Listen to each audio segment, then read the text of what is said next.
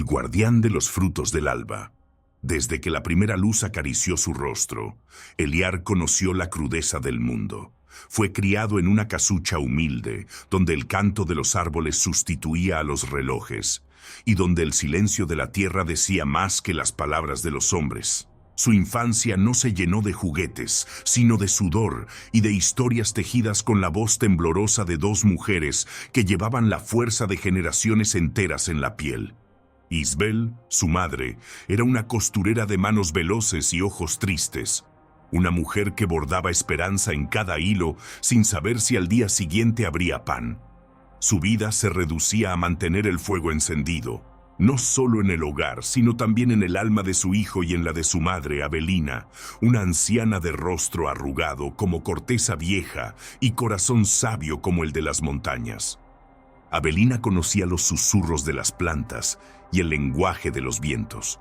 Las personas del poblado acudían a ella en busca de alivio para dolores que ni la medicina ni la fe sabían curar. Aceptaba ofrendas humildes, nunca monedas, porque su riqueza no se medía en oro sino en gratitud. Y aunque ambas mujeres eran faros en medio de la tormenta, no lograron contener el río indómito que corría dentro del niño. Eliar, desde muy pequeño, caminaba más con los pies que con la razón. Desobedecía no por rebeldía, sino por una intuición que le susurraba que más allá del bosque se escondía su verdadera voz. En la espesura se sentía completo, como si la corteza de los árboles lo reconociera, como si cada sombra fuera un antiguo espíritu que lo llamaba por su nombre. Una vez, cuando contaba apenas con 8 vueltas al sol, decidió seguir a unos cazadores hacia el corazón del bosque. La precisión de sus arcos, el sigilo con que se movían, eran para él como magia viva, y en su asombro se extravió. Pasaron días sin rastro suyo. La angustia de Isbel y Avelina llenó los cielos con plegarias silenciosas. Cuando por fin regresó, con la ropa hecha jirones y una sonrisa de luna nueva, fue recibido entre abrazos, lágrimas y reprimendas. Pero lejos de arrepentirse, el niño pareció saborear la preocupación como quien bebe el rocío de una victoria. El nombre de su padre era un eco lejano. Según Isbel, había sido un soldado valeroso, caído en una guerra sin gloria, en un reino que olvidaba rápido a sus muertos.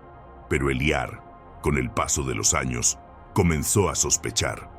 Había algo en el silencio de Avelina cuando se mencionaba al hombre que había sembrado su existencia. Y una tarde, cuando Eliar ya cargaba 15 inviernos sobre los hombros, Avelina, con los ojos empañados de recuerdos, le confesó la verdad. Aquel hombre no había muerto por una causa noble. Simplemente se había marchado, dejando detrás una promesa sin cumplir y un corazón roto. Aquella revelación fue un incendio en el alma de Eliar. La imagen heroica que había edificado se derrumbó como una torre de humo. Juró entonces, entre susurros y estrellas, que jamás repetiría aquel abandono.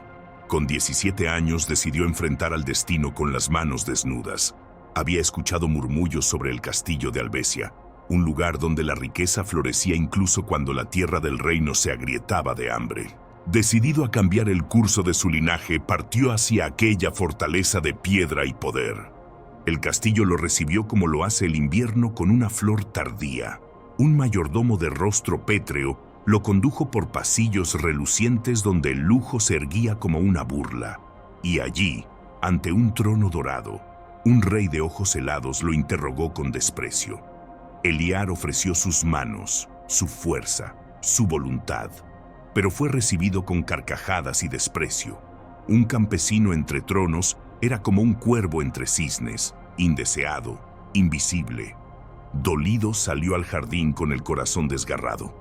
Pero entonces, bajo un manzano que parecía nacer del mismísimo cielo, la vio. Una joven de cabellos dorados, vestida con la luz del amanecer, mordía una manzana como quien comparte un secreto con el universo. Ella lo miró, sonrió y le ofreció un pedazo de fruta.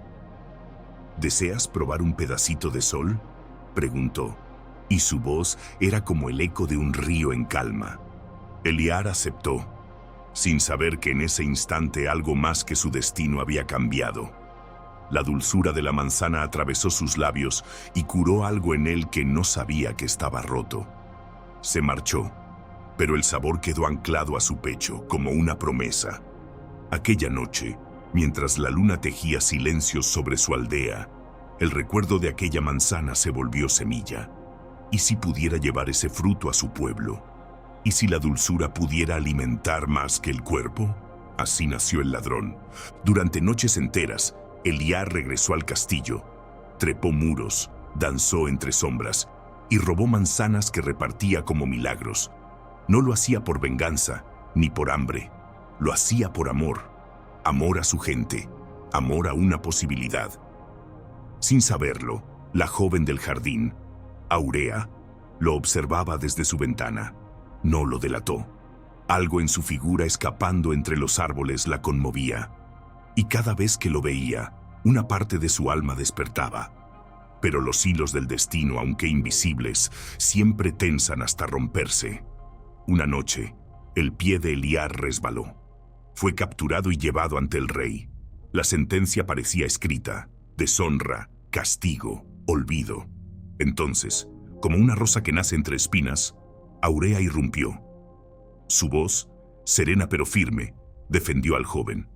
Le recordó al rey que fue ella quien le ofreció el primer fruto, y añadió: si él merece castigo, castígame a mí también, pues yo encendí su fuego. El rey, desconcertado por aquella pasión, miró a Eliar con otros ojos. Ya no vio a un ladrón, sino a un joven que había desafiado a los dioses por un puñado de esperanza. Y así, en un acto inesperado, le perdonó la vida, a cambio de que trabajara como jardinero del castillo. Y Eliar, que había nacido entre raíces y troncos, floreció.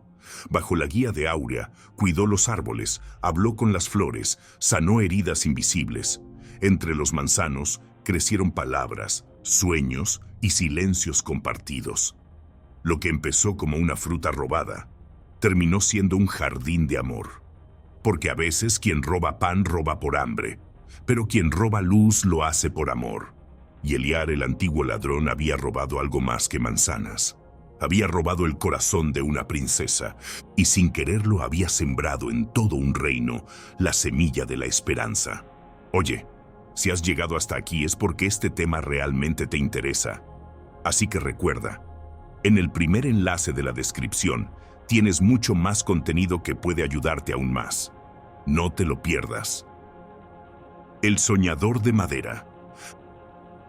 Aquel amanecer parecía igual a todos en la aldea de Ventura. El canto de los gallos se confundía con el susurro del viento. Los campesinos araban la tierra como si fueran parte de ella. Los mercaderes regateaban entre nubes de polvo y los niños, como hojas al viento, corrían sin destino fijo. La vida seguía su curso, como un río que ha olvidado sus orígenes. Pero para uno de ellos, ese día tenía otro color, otro pulso, otra canción. Su nombre era Allen, y contaba apenas con 10 vueltas al sol. Sus manos estaban curtidas por el juego y el polvo, su rostro salpicado de tierra, y en su corazón palpitaba una llama que no conocía límites. En sus dedos empuñaba una espada de madera, tallada con torpeza pero sostenida con honra. No era una simple rama, era el cetro de su destino. Con ella enfrentaba dragones invisibles, salvaba reinos imaginarios, y al caer la tarde, siempre regresaba a casa como un héroe sin medalla. Pero su padre, Darien, un hombre de espaldas quebradas por el tiempo y manos endurecidas por la cosecha, no podía entender aquella pasión. Para él, los sueños eran espejismos. No alimentaban, no sembraban, no salvaban. Los veía como humo. Ven aquí, muchacho. Deja esas fantasías. El campo no se arará con tus ilusiones, solía gruñir, dejando caer un saco de grano al suelo. Allen lo miraba en silencio, sin dejar de blandir su espada con fervor. En su mente, aquella tierra no era árida ni monótona. Era un campo de batalla donde los cielos se partían con relámpagos y él, el elegido, empuñaba la esperanza como escudo. Solo un momento más, padre. Estoy a punto de vencer a la bestia. Su voz vibraba con una intensidad que ni el asadón ni el tiempo podían extinguir. Darien suspiraba. Había algo en la mirada de su hijo que le dolía, no por debilidad, sino por lo que reflejaba, un reflejo olvidado, una versión joven de sí mismo que una vez también soñó con más. Pero ese día, el viento cambió de dirección. Desde la entrada del pueblo se escucharon trompetas. No era un sonido común, era solemne, vibrante, como un presagio. Todos se acercaron al camino principal. Los estandartes del reino ondeaban como lenguas de fuego, y un batallón de soldados cruzó la aldea con paso firme. En el centro de la formación, montado sobre un corcel oscuro como la noche, venía el rey. Allen, con el corazón latiendo como un tambor de guerra, corrió hacia la multitud. Se abrió paso entre los cuerpos, como el agua entre las rocas, hasta que estuvo tan cerca que pudo ver el brillo de la armadura del monarca. Era justo como lo había soñado. Noble, sereno, con una mirada que parecía cargar todo el peso del mundo. «¡Majestad!», gritó el niño, alzando su espada de madera por encima de su cabeza. «Permítame ser su guerrero». Hubo un instante de silencio. Luego, un murmullo. Algunos se rieron, otros lo miraron con ternura. Pero el rey desmontó. Se acercó con calma al muchacho, lo miró a los ojos y, sin decir palabra, posó una mano sobre su cabeza. «Un guerrero no se forja solo con acero», dijo al fin, «sino con sueños que arden, aunque nadie más los vea». Allen sintió que su pecho se expandía como si albergara un nuevo sol. Alguien, finalmente, había reconocido el valor de su imaginación, pero la vuelta a casa fue fría. Darien escuchó las palabras del rey como si fueran humo, no fuego. ¿Y ahora crees que te convertirás en príncipe? No alimentes tu espíritu con aire, dijo con voz áspera, arrastrando los pies hacia la casa. Allen no respondió. Guardó el momento en su corazón como una piedra sagrada. Los años pasaron. Allen creció. Sus manos conocieron la rudeza del campo, pero por las noches seguía empuñando su espada. Era la misma, vieja y astillada, pero para él seguía siendo luz en medio de la oscuridad. Su padre, ya envejecido, no insistía tanto. Había comprendido, quizá en silencio, que hay batallas que no pueden ganarse con palabras. Hasta que un día el caos rompió la rutina. El mercado fue interrumpido por rumores. La princesa del reino, Lyria, se había perdido en el bosque. Salió sola, como solía hacer, pero no volvió. Allen no lo pensó dos veces. Dejó caer la carreta que llevaba, tomó su espada y corrió hacia la espesura. El bosque era un mundo sin tiempo, donde las ramas susurraban secretos y las sombras se alargaban como manos. Caminó durante horas, guiado por algo más fuerte que la razón, hasta que la vio. Atrapada entre ramas y cuerdas, herida, enfangada, pero con la mirada encendida. «No te muevas», gritó Allen. «Yo te sacaré de ahí». Ella dudó, pero no tenía elección, y con la destreza que le había dado una vida de juegos y fe, Allen usó su espada de madera para liberarla. Paso a paso, la sacó del bosque. Se apoyaban mutuamente, como si hubieran compartido 1000 vidas antes de aquella. «¿Quién eres tú?», preguntó Lyria. «Nadie importante», respondió él. «Solo alguien que no ha dejado de soñar». Los soldados los encontraron. Las trompetas sonaron de nuevo, esta vez para anunciar que la esperanza había regresado. Llevado al castillo, Allen fue recibido por el rey. Lo miró largo rato, con gratitud y asombro. «Has salvado lo más preciado que tengo», dijo. «Pide lo que desees». Pero Allen no pidió ni oro ni tierras, solo quería saber que no había traicionado a su corazón. «Entonces tendrás algo más valioso», dijo el rey. «Serás entrenado como guerrero, pero no para pelear, sino para que aprendas lo que significa ser fiel a ti mismo». Así, el soñador de madera se convirtió en aprendiz. No fue fácil, las armas eran pesadas, las lecciones duras. Pero cada caída era un recordatorio. Los sueños que se abrazan con el alma nunca envejecen. Lyria y él comenzaron a compartir miradas, luego palabras y finalmente secretos. Ella veía en Allen algo que la corte no conocía: autenticidad. Juntos se reconocieron en la fragilidad y la valentía. Meses después, en una ceremonia inesperada, el rey proclamó que Allen sería no solo caballero, sino también su futuro yerno. Hubo escándalo, murmullos, pero la corona eligió al corazón por encima del linaje. Allen volvió a su aldea. Quería ver a su padre. Quería mostrarle que el sueño no fue una locura. Encontró a Darien en su lecho, vencido por la enfermedad. Lo miró con ojos ya apagados, pero en ellos brillaba un último fuego. «Perdóname, hijo», susurró. «Siempre creí que soñabas demasiado. Y ahora veo que yo fui quien soñó de menos». Allen tomó su mano. No hizo falta más. Esa noche, el padre cerró los ojos, no con temor, sino con paz. Y al amanecer sobre su tumba, Allen colocó su vieja espada de madera, porque ese trozo de madera había sido brújula, escudo, promesa y verdad. Era el símbolo de lo que siempre fue, no un campesino ni un caballero, sino un guerrero de espíritu. Y así, el niño que soñó entre surcos y trigo se convirtió en leyenda. No por haber blandido acero, sino por haber sostenido su fe incluso cuando el mundo entero lo llamó ingenuo. Los secretos del río sagrado.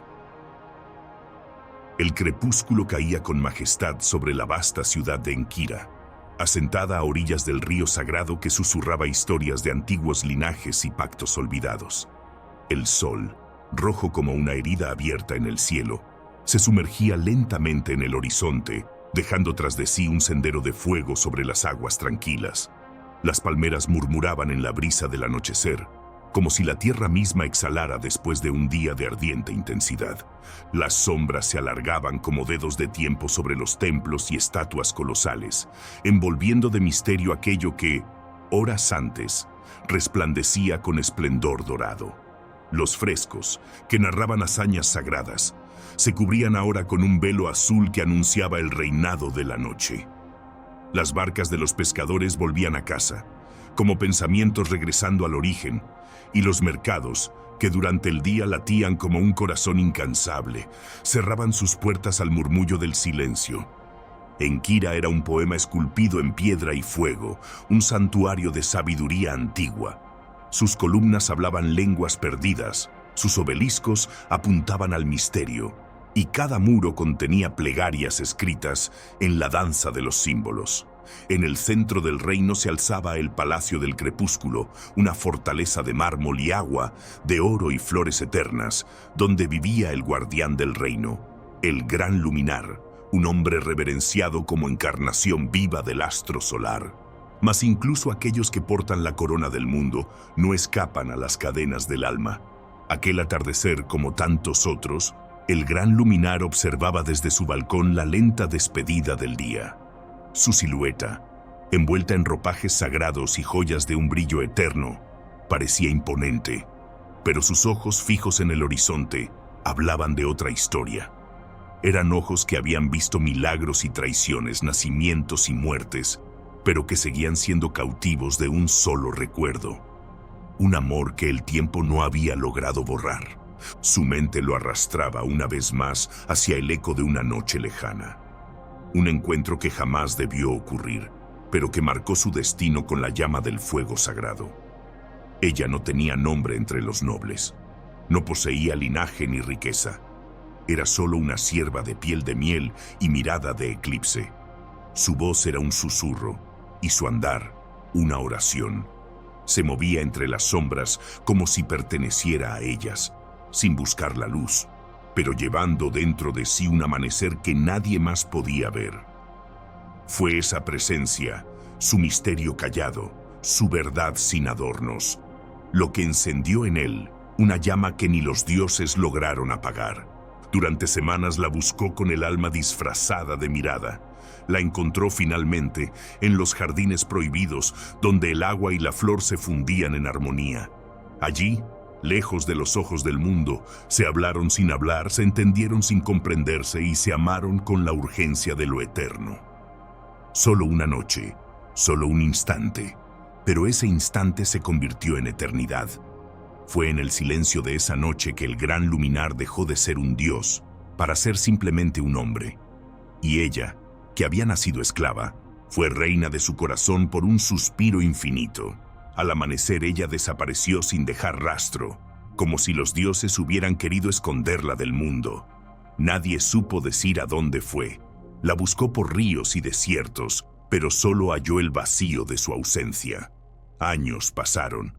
El trono siguió firme, los rituales intactos, pero él ya no era el mismo.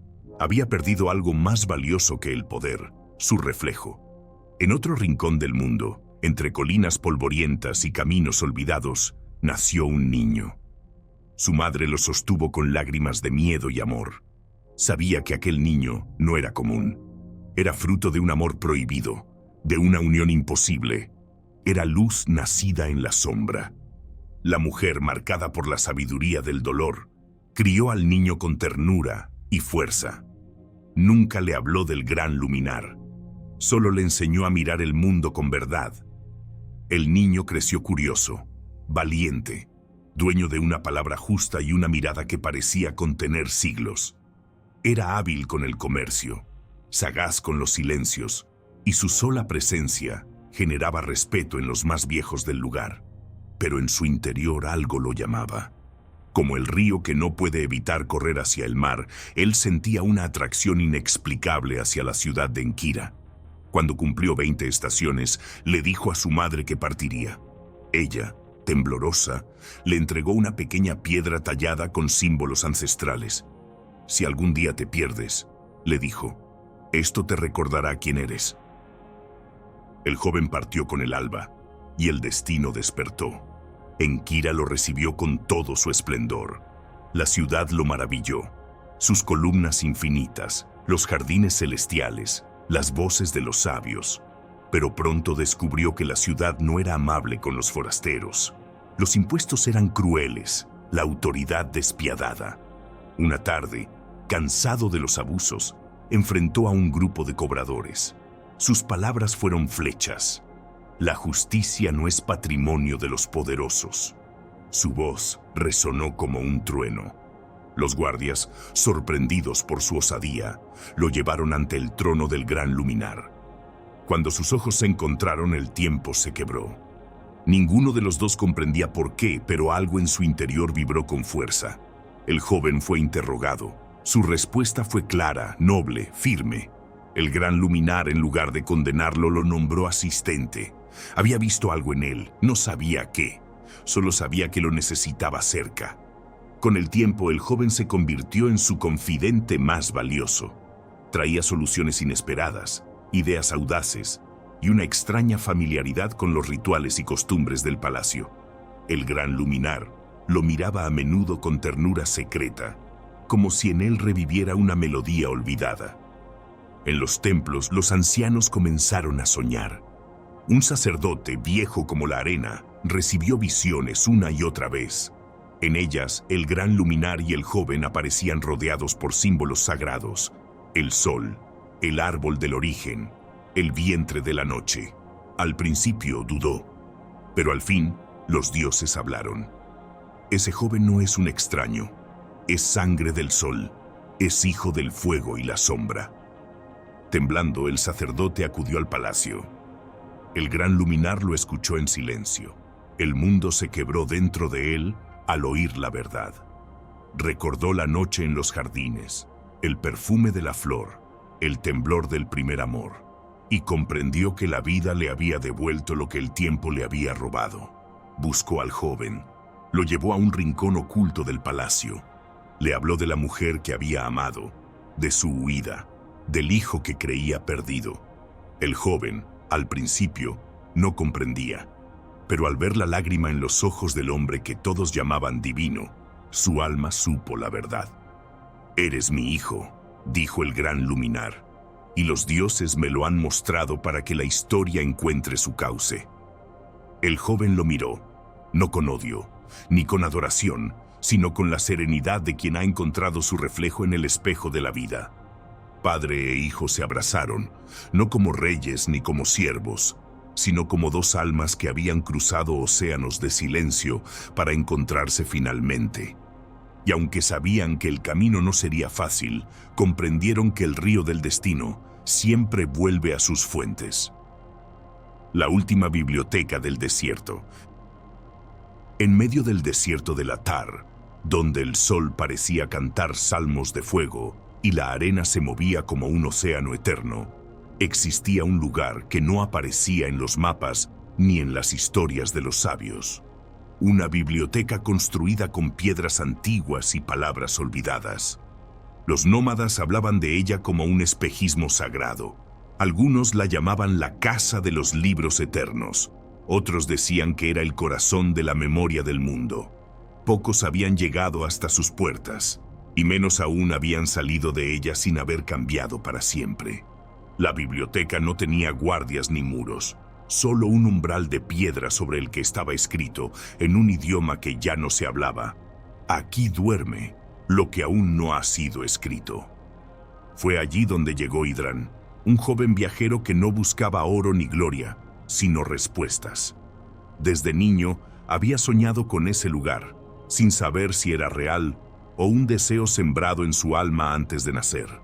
Caminó durante días bajo un cielo sin sombra, guiado únicamente por el latido de su intuición.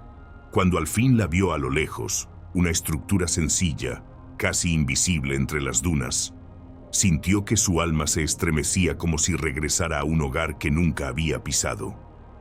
Al cruzar el umbral no encontró bibliotecarios ni guardianes, solo silencio y una brisa que parecía contener palabras suspendidas en el tiempo. Los libros no estaban organizados por temas ni autores. Algunos flotaban en el aire, otros reposaban sobre columnas de mármol, y había algunos que solo aparecían cuando uno los llamaba con el pensamiento correcto. Idran no sabía qué buscaba, pero algo dentro de él sí lo sabía. Durante semanas leyó sobre civilizaciones que no existían, sobre lenguas hechas de música, sobre almas que regresaban en diferentes cuerpos a lo largo de los siglos. Cada página parecía hablarle directamente. No eran historias, eran espejos. Una noche, encontró un libro sin título, cubierto de polvo azul. Al abrirlo, no encontró palabras, solo una imagen, la de una mujer con el cabello como la noche y los ojos como el amanecer. Al tocar el dibujo, una voz le habló dentro del corazón. Ella te está esperando, en el lugar donde la luna toca el agua. Idran cerró el libro y supo que no podía quedarse más. Caminó sin descanso hacia el oeste, hacia donde las historias hablaban de un lago oculto entre los acantilados, un lugar donde el cielo se reflejaba como un espejo sagrado. Durante el trayecto, cada paso era como un verso de un poema que aún no entendía. Soñaba con la mujer del libro. Sentía que ya la conocía, como si sus almas se hubieran rozado antes del tiempo. Días después, llegó al borde del acantilado. Abajo, entre la roca y la sombra, brillaba un lago de aguas inmóviles. Y allí, junto al lago, estaba ella. No preguntaron nombres. No intercambiaron historias. Sus miradas hablaron en un idioma anterior a la palabra. Se sentaron juntos sin necesidad de explicaciones. Ella se llamaba Alena, pero ese nombre no era lo importante. Lo que importaba era que lo había estado esperando desde siempre. ¿Cómo sabías que vendría?, preguntó él una tarde mientras el sol se deshacía en el agua. Porque ya habías venido, respondió ella, y también volverás. Sus palabras, lejos de confundirlo, encendieron algo en su interior. Idran comprendió que el tiempo no era una línea recta, sino un círculo sagrado, y que los encuentros verdaderos no ocurren una sola vez. Vivieron juntos en ese rincón del mundo, ajenos al ruido de los imperios y las guerras. Construyeron una pequeña casa de piedra y madera. No necesitaban más que la compañía del otro y el reflejo del cielo en el agua. Él tocaba melodías con un laúd antiguo. Ella pintaba constelaciones en las paredes, recordando lo que sus sueños le dictaban. Pero una noche, mientras contemplaban la luna, Alena se volvió hacia él con una tristeza serena. «Debes regresar», dijo. «¿Por qué?», preguntó Idran, con el corazón apretado. «Porque tu viaje no ha terminado. Aún debes escribir el libro que otros necesitan leer. Aún debes sembrar la semilla que traerá luz a quienes caminan perdidos». Él supo que no podía negarse, pero también supo que dejarla era como arrancarse el alma. Alena le entregó un pequeño cuaderno con cubiertas de cuero gastado. «Escribe en él tu verdad, solo así me encontrarás de nuevo, en el siguiente círculo». Se abrazaron bajo las estrellas, con la certeza de que el amor verdadero nunca se pierde, solo cambia de forma, de cuerpo, de historia, pero permanece. Idran regresó a la biblioteca. La encontró intacta, como si nunca se hubiera movido de allí. Se sentó en el rincón más silencioso y abrió el cuaderno. No escribió una historia, escribió su alma. Cada línea era una confesión, una oración, una promesa. Escribió sobre la biblioteca que guarda libros aún no escritos, sobre el lago donde la luna se baña, sobre el amor que no muere y sobre los caminos que solo el corazón puede seguir. Escribió sabiendo que algún día alguien como él encontraría esas páginas y sentiría el mismo llamado. Cuando terminó, colocó el cuaderno sobre una piedra. El viento lo levantó suavemente y lo llevó hasta una columna. Allí se quedó, esperando su próximo lector. Antes de marcharse, Idran miró una vez más la inscripción del umbral. Esta vez, comprendió su verdadero significado. Aquí duerme lo que aún no ha sido recordado. Y al alejarse, supo que todo lo que había vivido, la biblioteca, el lago, Alena, no era solo un recuerdo del pasado, era una promesa del futuro. El monje que escuchaba la lluvia. En lo alto de las montañas del viento, donde el aire era tan puro que parecía estar hecho de plegarias olvidadas, se alzaba un monasterio construido con piedra, silencio y siglos. Nadie sabía quién lo había fundado. Algunos decían que lo había erigido un sabio que ya no necesitaba hablar. Otros creían que lo construyó el tiempo mismo, para que los hombres pudieran recordar lo que habían olvidado. Allí vivía Helion, un monje de mirada serena y pasos livianos. Se decía que había llegado siendo apenas un niño, traído por un anciano que lo encontró al borde de un río, envuelto en telas de lino y con una pulsera de cobre marcada con símbolos extraños. Nunca preguntó por su origen, nunca se quejó del silencio. Parecía, incluso desde pequeño, haber nacido para escuchar lo que otros no podían oír. Con los años, Helion se convirtió en el guardián del jardín interior, un espacio sagrado donde crecían hierbas medicinales, flores aromáticas y pequeños árboles frutales que resistían el clima despiadado. Pero lo que más le gustaba no era la jardinería ni las oraciones. Lo que más amaba era escuchar la lluvia. Cuando las nubes descendían como peregrinos cansados y comenzaban a llorar sobre los techos de piedra, Helion salía al jardín. Se sentaba en silencio bajo una pérgola de madera y cerraba los ojos. Escuchaba cada gota como si fuera una palabra caída del cielo. Decía que, si uno sabía prestar atención, podía distinguir los secretos del universo en la manera en que la lluvia tocaba la tierra. La lluvia no habla en voz alta, decía a los pocos que se atrevían a interrumpir su recogimiento, pero susurrará a quien se atreva a callar. El prior del monasterio, un hombre justo pero rígido, respetaba a Helion, pero no entendía su pasión por algo tan mundano como el sonido del agua. Decía que la sabiduría estaba en los libros sagrados, en las liturgias, en las disciplinas diarias.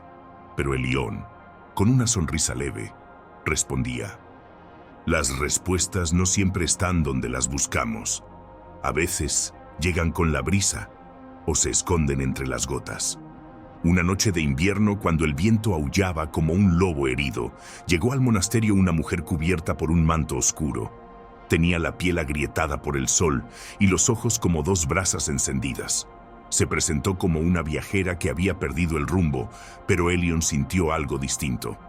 Había en su mirada una urgencia que no venía del frío ni del hambre, sino de una verdad que necesitaba ser contada. El prior permitió que se quedara 3 días, según la antigua regla de hospitalidad. Le asignaron una celda simple, y por respeto a su silencio, nadie le hizo preguntas. Pero Elion la observaba desde lejos, como quien ve una señal escrita en las estrellas. La segunda noche la encontró en el jardín, bajo la pérgola, escuchando la lluvia. ¿También tú la oyes?, preguntó él. Ella lo miró sin sorpresa, como si ya lo hubiera conocido en otro tiempo. La escucho desde que era niña. Me hablaba cuando nadie más lo hacía. Pasaron horas en silencio, solo acompañados por el sonido del agua que caía del cielo y la fragancia húmeda de las flores. Al amanecer, cuando la niebla comenzaba a elevarse, la mujer le confesó la verdad. «No estoy aquí por casualidad, te he estado buscando». Elion no respondió, pero su corazón sintió un golpe suave, como si una puerta se hubiera abierto en lo profundo de su pecho. «Eres hijo de un rey caído», continuó ella. «Tu verdadero nombre es Kael. Fuiste llevado lejos para protegerte de una traición que aniquiló a tu linaje. He recorrido medio mundo para encontrarte y devolverte tu historia». Elion bajó la mirada. No sentía rabia ni confusión, solo una profunda calma, como si ya hubiera sabido todo eso desde siempre, pero hubiese esperado el momento justo para recordarlo. «¿Y ahora qué se espera de mí?», preguntó. «Que decidas si deseas reclamar lo que es tuyo, o si prefieres quedarte aquí, escuchando la lluvia». El prior no tardó en enterarse de lo ocurrido. Lo llamó a su cámara y le habló con firmeza. «Dios te ha traído aquí con un propósito. Has sido moldeado por años de silencio y oración. ¿Vas a abandonar todo esto por una historia que suena a fábula?». Elion lo miró con gratitud y tristeza. «Tal vez. Pero incluso los monjes tienen derecho a elegir el camino que les dicta el corazón». Esa misma noche, Elion fue al jardín por última vez. La lluvia caía suave, como una bendición. Se despidió de cada planta, de cada piedra, de cada rincón que había sido testigo de sus días. Luego, escribió una carta y la dejó bajo una vasija de barro. No se puede huir de lo que uno es, pero tampoco se puede negar lo que uno ha llegado a ser. Me llevo ambas verdades en el alma. Tal vez no regrese, tal vez sí, pero allí donde esté, seguiré escuchando la lluvia». Al amanecer partió con la mujer hacia tierras que no conocía, pero que le pertenecían por derecho de sangre y por elección del alma. Muchos años después, los monjes hablarían de él como de una leyenda. Decían que el reino que reconstruyó fue distinto a todos los demás. No había cárceles, ni templos de oro, ni estatuas de sí mismo. Solo jardines donde la gente podía sentarse a escuchar la lluvia y recordar quiénes eran. Y en el centro de su capital había una pérgola sencilla de madera, rodeada de lirios y lavanda, donde cualquiera podía sentarse en silencio. Y si uno prestaba atención, decían los ancianos, podía escuchar las gotas murmurando. El que escucha la lluvia, escucha la verdad. La mujer que leía las mareas. En un rincón olvidado del mapa, donde el océano se besa con la arena sin pedir permiso, vivía una mujer llamada Liora. Su casa estaba construida sobre un acantilado, con paredes de madera salada y ventanas que siempre parecían empañadas por el aliento del mar. La conocían como la mujer que leía las mareas, aunque nadie sabía bien qué significaba eso. Algunos la llamaban bruja, otros sabia, y los más jóvenes simplemente la miraban con una mezcla de miedo y fascinación. Liora no hablaba mucho. Su voz era como el canto de una concha marina, tenue, profunda, imposible de olvidar. Vestía siempre de azul y blanco, como si el cielo y el océano se hubieran puesto de acuerdo para bordar sus vestidos. Tenía los ojos del color de las algas sumergidas y las manos frías como la espuma. Cada amanecer bajaba los 100 escalones tallados en la roca y caminaba por la playa desierta. Se detenía frente al horizonte, Observaba el vaivén del agua, recogía conchas, escribía símbolos en la arena y luego desaparecía en la niebla como si fuera parte del paisaje. Liora no ve el mar como nosotros, decía el viejo pescador Elías. Ella escucha lo que el agua dice cuando regresa a casa. Los habitantes del pueblo creían que Liora podía predecir tormentas, naufragios y hasta nacimientos.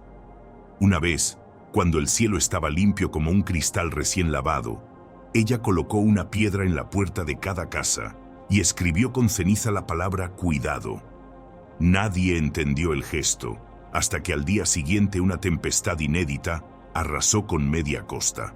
Pero lo que pocos sabían era que Liora no había nacido con ese don. Lo había adquirido una noche de luna roja, cuando era apenas una niña. Contaban que, muchos años atrás, una embarcación se había hundido cerca de la bahía. No fue un naufragio común. Nadie escuchó gritos, nadie vio velas desgarradas. Solo al día siguiente, las aguas devolvieron a la orilla una pequeña caja sellada con símbolos antiguos. Liora, que en ese tiempo tenía apenas 10 años, fue la única que se atrevió a tocarla.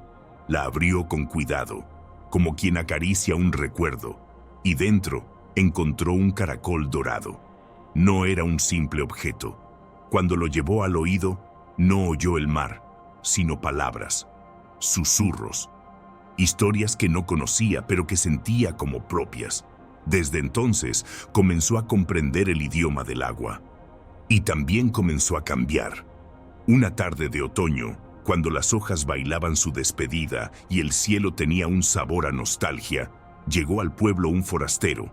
Se llamaba Sael. No traía equipaje, solo una mochila y un cuaderno de hojas sueltas. Decía ser escritor, aunque nadie lo había leído nunca. Caminaba descalzo por la playa, como si buscara algo que había olvidado. Fue Liora quien lo encontró primero. O quizá fue él quien la estaba buscando sin saberlo. ¿Tú también lees las mareas?, le preguntó ella, con una sonrisa apenas visible. Yo solo intento entender por qué siempre vuelvo a lugares que no conozco, respondió él. Desde ese día, comenzaron a caminar juntos cada amanecer. No hablaban mucho, pero sus silencios eran completos. A veces, ella recogía piedras y se las daba sin decir una palabra. Otras veces, él le recitaba fragmentos de historias que aún no había escrito. Con el tiempo, Sael comenzó a notar que Liora no era como las demás personas. Tenía el don de anticipar las emociones. Sabía cuándo alguien iba a llorar antes de que se rompiera. Sabía cuándo la brisa traía buenas noticias y, sobre todo, parecía saber cosas de él que él mismo había enterrado. «Tu alma está hecha de despedidas», le dijo una mañana. «Y la tuya, de secretos que no quieren ser revelados», contestó él. Una noche, bajo un cielo tachonado de estrellas, Liora lo llevó al lugar donde había encontrado el caracol dorado. Allí, en medio de la oscuridad, le mostró un mapa trazado con conchas, arena y lágrimas secas. No era un mapa del mundo exterior, sino del mundo que habitaban por dentro. Cada línea representaba una decisión no tomada, cada punto una herida aún abierta. «El mar no solo guarda barcos y peces», dijo ella. «También guarda lo que olvidamos». Sael sintió un escalofrío. Quiso preguntarle qué había olvidado él, pero no se atrevió. Había algo en la manera en que ella lo miraba que lo hacía sentir desnudo, como si su alma ya hubiese sido leída hace mucho tiempo. Con el paso de las semanas, el amor entre ellos creció como las mareas, de forma natural, pero con fuerza imparable. Se amaban sin promesas, sin contratos, sin la necesidad de encajar en una definición. Se pertenecían como el cielo pertenece al mar, reflejándose, pero sin tocarse del todo. Y sin embargo, algo se interponía. Liora sabía que su don tenía un precio. Cada vez que predecía algo importante, un recuerdo suyo desaparecía. El mar, generoso en sabiduría, tomaba a cambio un fragmento de su vida. Aquel don no era eterno, y amarlo a él significaba arriesgarse a olvidar su rostro, su voz, su nombre. Una noche de luna nueva, Liora bajó sola a la orilla y habló con el océano. Le suplicó que no le quitara a Sael, pero el mar, sabio y silencioso, no respondió. Solo la envolvió con una brisa salada que olía a Dios. Al amanecer, cuando Sael despertó, encontró una carta bajo la puerta. No puedo quedarme y perderte en mi memoria. Tampoco puedo seguir y llevarte en el olvido. Así que me voy antes de que ya no sepa quién eres. Algún día, tal vez, nos encontremos de nuevo, si las mareas así lo deciden. No hubo lágrimas, solo un vacío inmenso como el que queda cuando la marea se retira. Desde entonces, Sael recorre las costas del mundo. Escribe sobre mujeres que leen el mar y sobre hombres que buscan respuestas en las olas. En cada historia que escribe, hay una mujer de ojos verdes y vestido azul que camina descalza entre la espuma. Y en cada orilla que visita se detiene un momento, cierra los ojos y escucha. Porque aunque ella se haya ido, el mar aún susurra su nombre.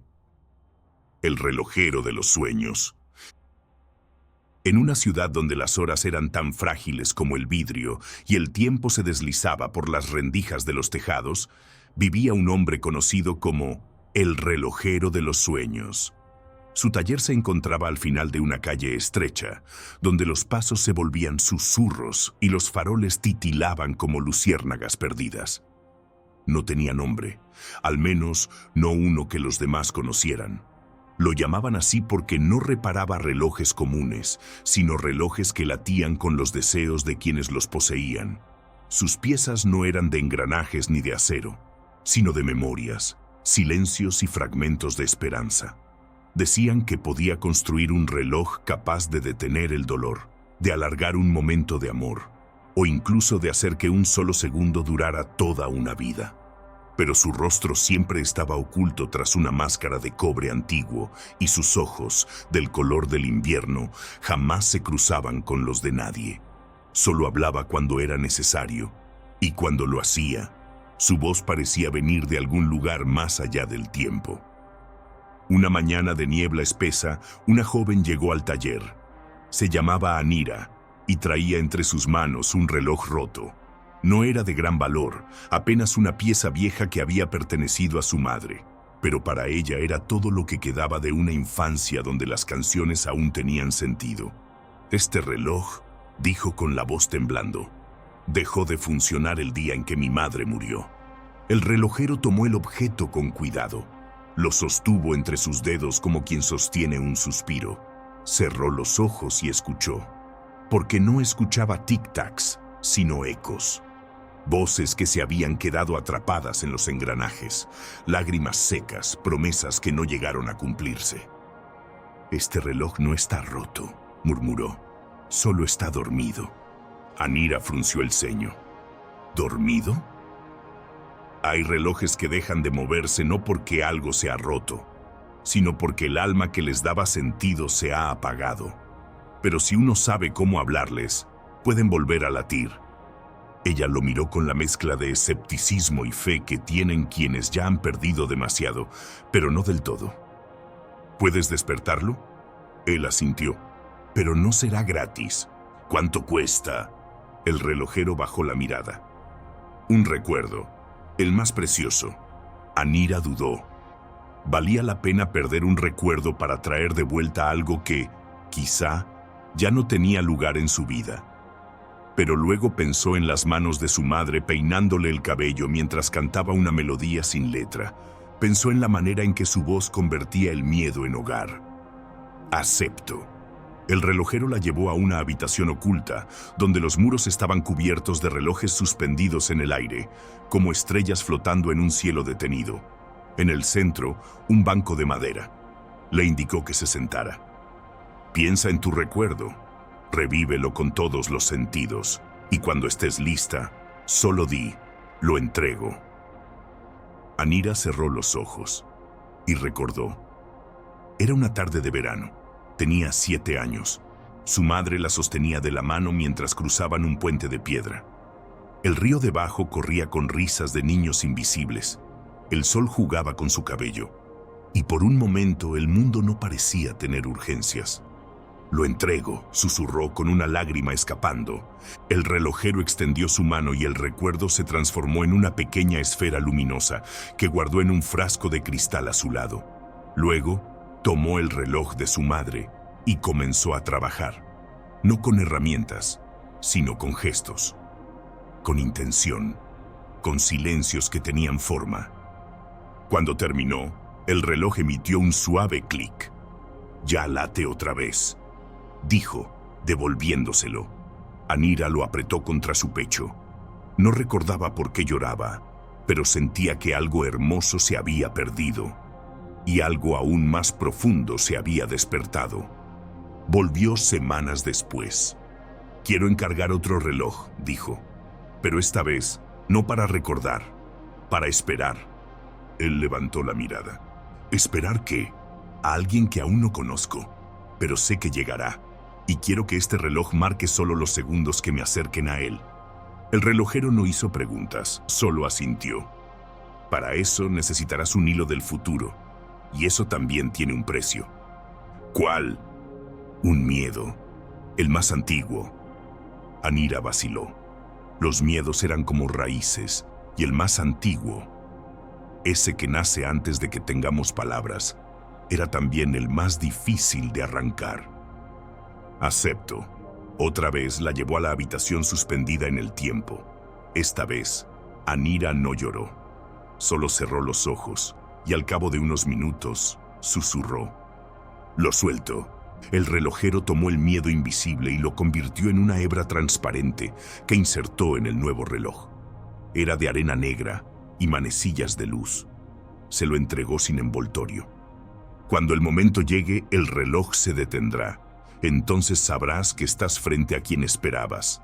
Los años pasaron como hojas llevadas por el viento. Anira vivió muchas vidas dentro de una.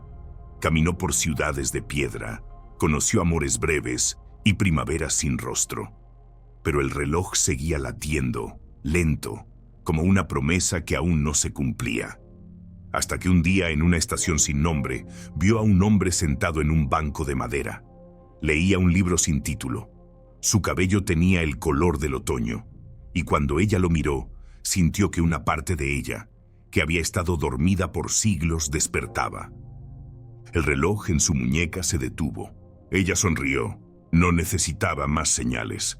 Años después, cuando ya sus cabellos tenían hilos de plata y sus pasos eran más suaves, volvió al taller. Pero no encontró al relojero, solo una nota colgada en la puerta: «Cuando el tiempo ya no sea contado, me encontrarás en los sueños. Gracias por creer que las horas pueden guardar el alma». Anira cerró los ojos y escuchó el silencio, un silencio lleno de tic-tacs invisibles. Sonrió. Sabía que el relojero no había desaparecido, solo había vuelto al lugar del que todos venimos y al que todos, tarde o temprano, regresamos, el corazón del tiempo. Y en algún rincón de su hogar, aún hoy, los relojes duermen con los sueños de quienes se atreven a recordar, a soltar y a esperar. Aprovecho este momento para decirte que si te está resonando lo que ves, en el primer enlace de la descripción encontrarás mucho más material para seguir aprendiendo. El jardín de las horas perdidas. En una antigua ciudad escondida entre colinas y ríos que parecían susurrar secretos, existía un jardín que nadie sabía encontrar a voluntad. No aparecía en mapas ni en relatos de viajeros. Solo quienes se perdían en sus propios pensamientos, aquellos que buscaban sin saber qué buscaban, terminaban por hallarlo.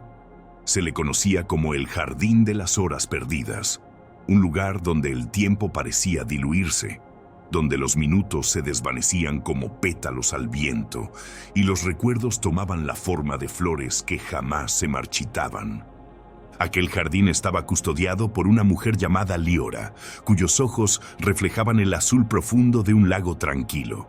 Liora no era una simple cuidadora, era la guardiana de las horas que nadie reclamaba, los instantes olvidados entre la prisa y el ruido del mundo. Su piel llevaba la suavidad del atardecer y su voz era un eco suave que calmaba incluso los corazones más agitados. Los habitantes de la ciudad la veían a veces caminar por las calles pero nadie sabía de dónde venía ni hacia dónde iba. Sin embargo, aquellos que la encontraban y se atrevían a hablar con ella, terminaban siempre regresando transformados, como si un velo invisible se hubiera levantado de sus almas. Una tarde de otoño, cuando el sol comenzaba a caer con lentitud, un hombre llamado Elian llegó al borde del jardín. Había vagado por días, sin rumbo, con un peso invisible cargando sobre sus hombros. Su vida era una maraña de responsabilidades, de promesas incumplidas y de sueños olvidados.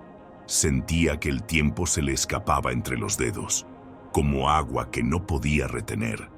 Sin saber por qué, cruzó el arco de hierro que marcaba la entrada y al instante sintió que el mundo cambiaba. Los ruidos de la ciudad se apagaron y una brisa fresca acarició su rostro. Flores de colores imposibles y árboles centenarios le daban la bienvenida. El aroma era dulce y a la vez melancólico, como el recuerdo de un amor perdido. Liora apareció entonces a su lado sin que él la viera llegar. Sus ojos se encontraron y en ese instante Elian sintió una calma que no recordaba haber experimentado. Ella habló con suavidad. «Has llegado al lugar donde las horas olvidadas descansan», dijo. «Aquí, el tiempo no se mide con relojes, sino con aquello que no supiste valorar». Elian la miró, confundido y al mismo tiempo atraído. «¿Qué significa eso?», preguntó. «¿Cómo puede un instante perderse?». «Cada persona lleva en su vida momentos que deja escapar sin darse cuenta», respondió Liora. «Son las horas perdidas, porque las entregaron al olvido, a la prisa, al miedo o al arrepentimiento. Este jardín las acoge para que puedan ser vistas de nuevo, para que puedan sanar».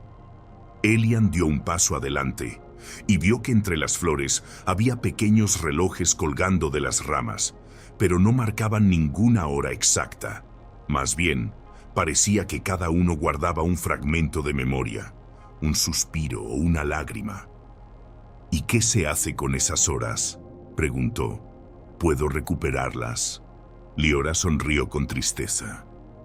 «No se trata de recuperar el tiempo perdido. Eso sería como intentar atrapar el viento.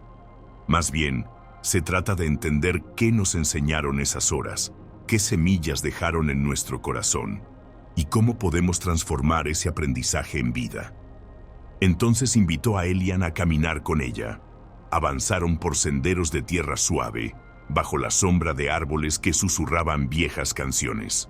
En cada paso, Elian sentía que un peso se aligeraba, que una luz tenue se encendía dentro de él.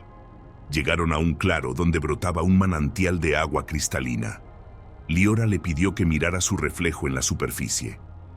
Él vio no solo su rostro cansado, sino también escenas fugaces.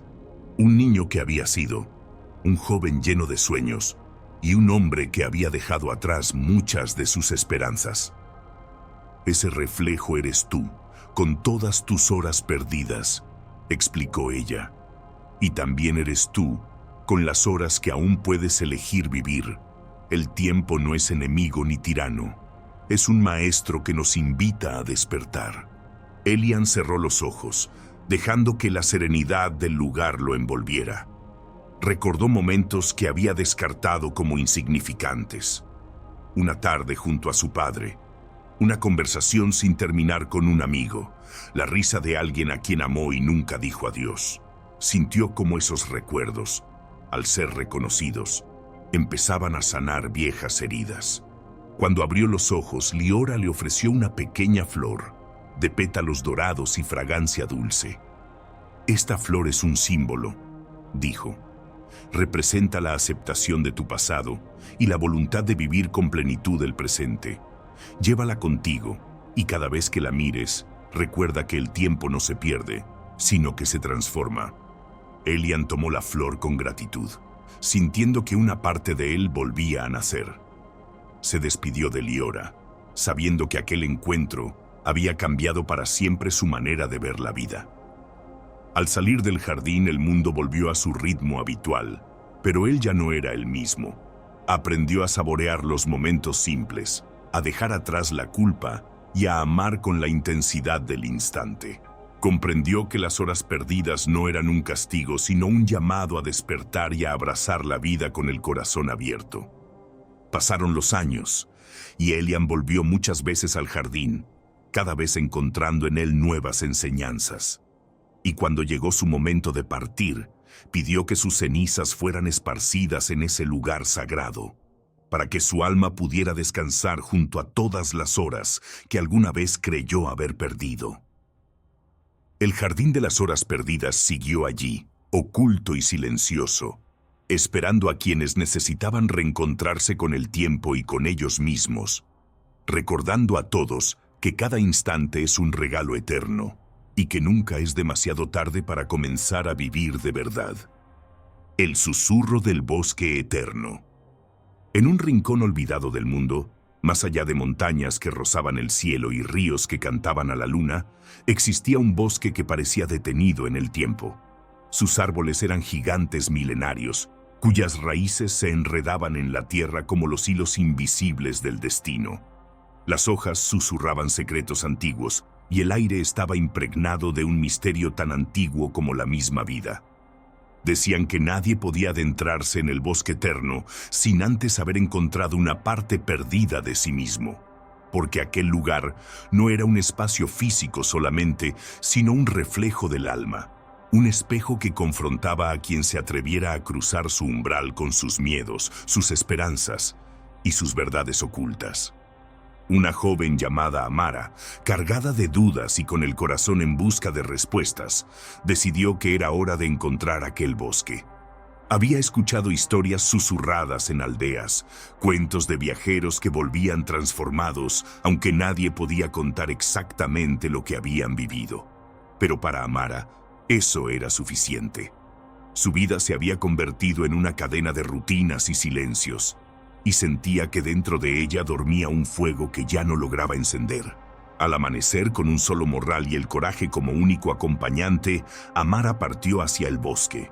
El camino era arduo y solitario. Las sombras jugaban con su mente y cada paso parecía acercarla más a un umbral invisible que se abría solo para aquellos que estaban listos. Finalmente, tras días de viaje, llegó a la orilla del bosque. El aire cambió. El bullicio del mundo desapareció, sustituido por un susurro constante que parecía llamarla por su nombre.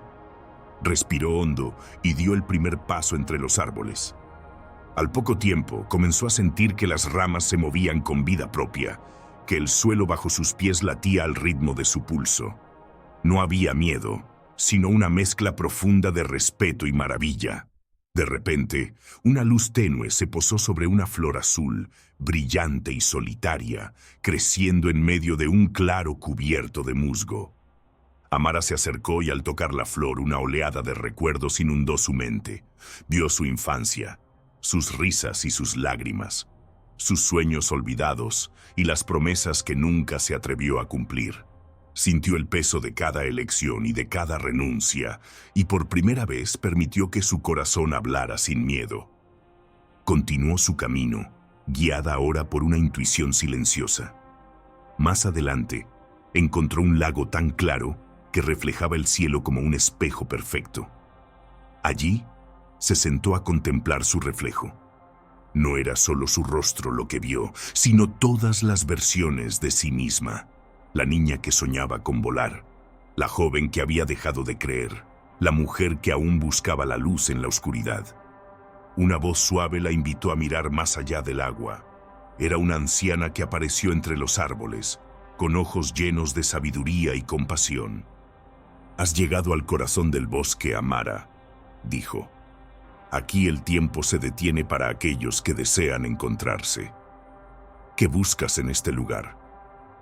Amara sintió que las palabras brotaban desde lo más profundo de su ser. «Busco la verdad que he perdido. Busco la fuerza para ser quien realmente soy, sin máscaras ni temores». La anciana asintió con una sonrisa. «El bosque te ha mostrado lo que escondes. Ahora es momento de enfrentar lo que temes. El verdadero encuentro no es con lo que eres, sino con lo que has evitado ser». Entonces la anciana tomó la mano de Amara y la condujo hacia un sendero que se internaba aún más en la espesura. El aire se volvió más denso y las sombras parecían cobrar forma, representando los miedos y dudas que Amara había mantenido ocultos. Tenía que avanzar, no para huir de ellos, sino para abrazarlos. En un claro, se encontró con una figura que reflejaba todos sus temores: la inseguridad, el abandono, la voz interior que le decía que no era suficiente. Amara sintió el peso de esos fantasmas, pero esta vez decidió no huir. Cerró los ojos y respiró profundo. Permitió que esos sentimientos la atravesaran, sin resistirse ni juzgarse. Cuando abrió los ojos, la figura había desaparecido, y en su lugar, un árbol florecía con una luz dorada. Amara entendió que el miedo solo tenía poder cuando se le negaba la mirada, y que solo al aceptarlo podía transformarse en fuerza. La anciana volvió a su lado. «Has recorrido el camino más difícil», dijo. «Ahora que has enfrentado tus sombras, puedes regresar al mundo con un corazón libre y un alma despierta.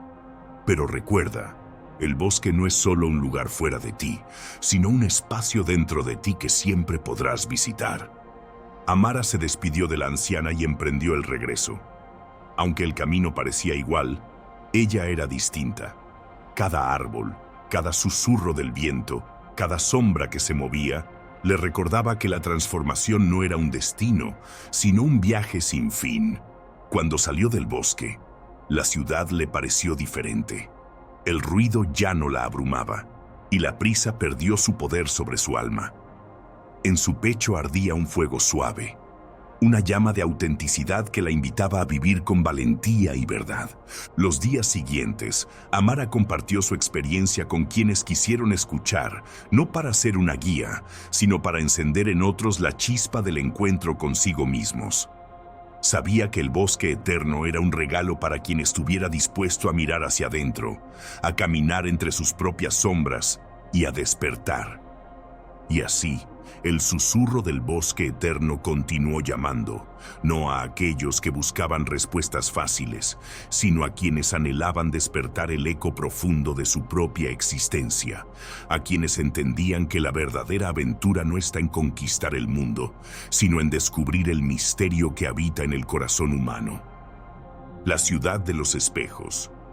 Había una vez una ciudad construida completamente de espejos.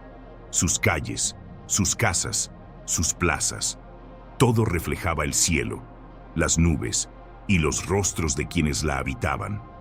Los habitantes de esa ciudad se movían entre reflejos infinitos, donde cada paso era un encuentro con una imagen distinta de sí mismos y del mundo que los rodeaba. La ciudad se llamaba Lúmina, y su belleza era legendaria.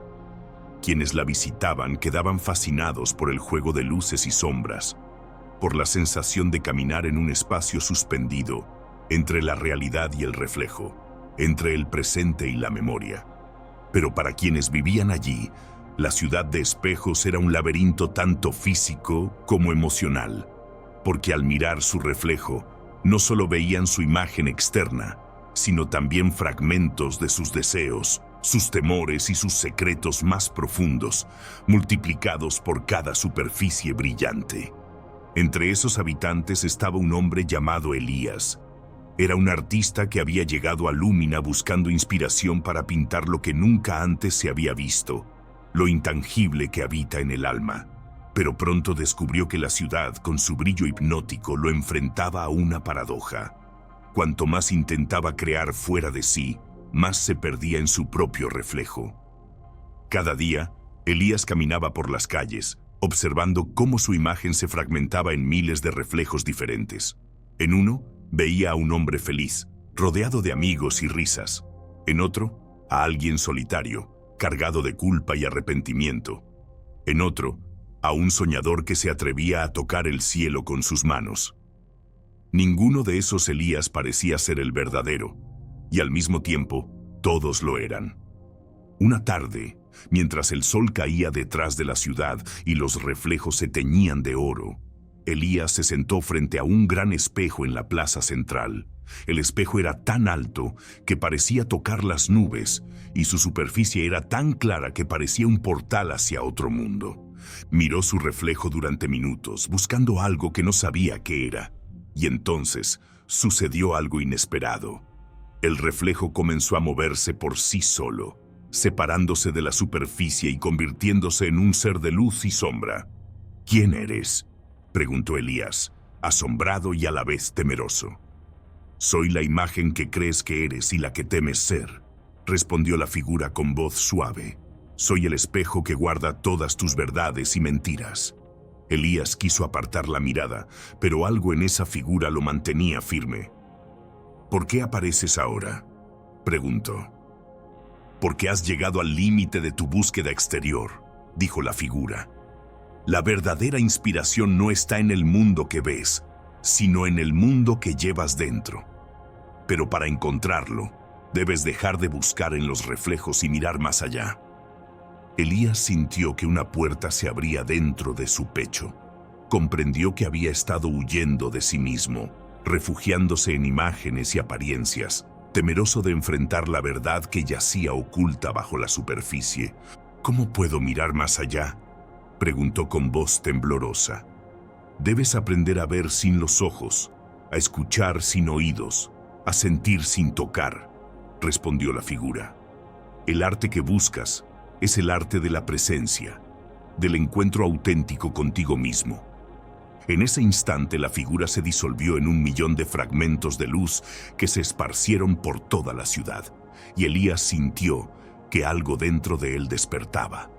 Durante días, Elías se retiró a un pequeño cuarto sin espejos ni ventanas, un espacio vacío donde solo existía el silencio y su respiración. Allí aprendió a mirar sin juzgar, a sentir sin miedo, a ser simplemente. No buscaba pintar imágenes perfectas, sino expresar lo que surgía desde el fondo de su ser. Cuando volvió a caminar por Lumina, la ciudad ya no era un laberinto de reflejos, sino un lugar lleno de posibilidades infinitas. Cada espejo parecía contar una historia diferente, no porque cambiara su imagen, sino porque él había cambiado la manera de ver. Una mañana, Elías organizó una exposición en la plaza central. No mostró retratos ni paisajes, sino espacios vacíos, colores que vibraban, sonidos que despertaban emociones. Invitó a los habitantes a mirar más allá de sus propios reflejos, a encontrarse con la esencia que no se refleja en ningún espejo.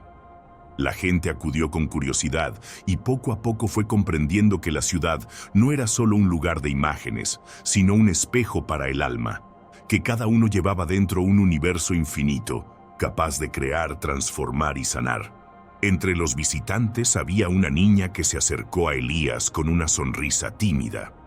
«¿Puedo pintar contigo?», preguntó. Él asintió y juntos comenzaron a dibujar no lo que veían, sino lo que sentían, dando color a los silencios y formas a los sueños.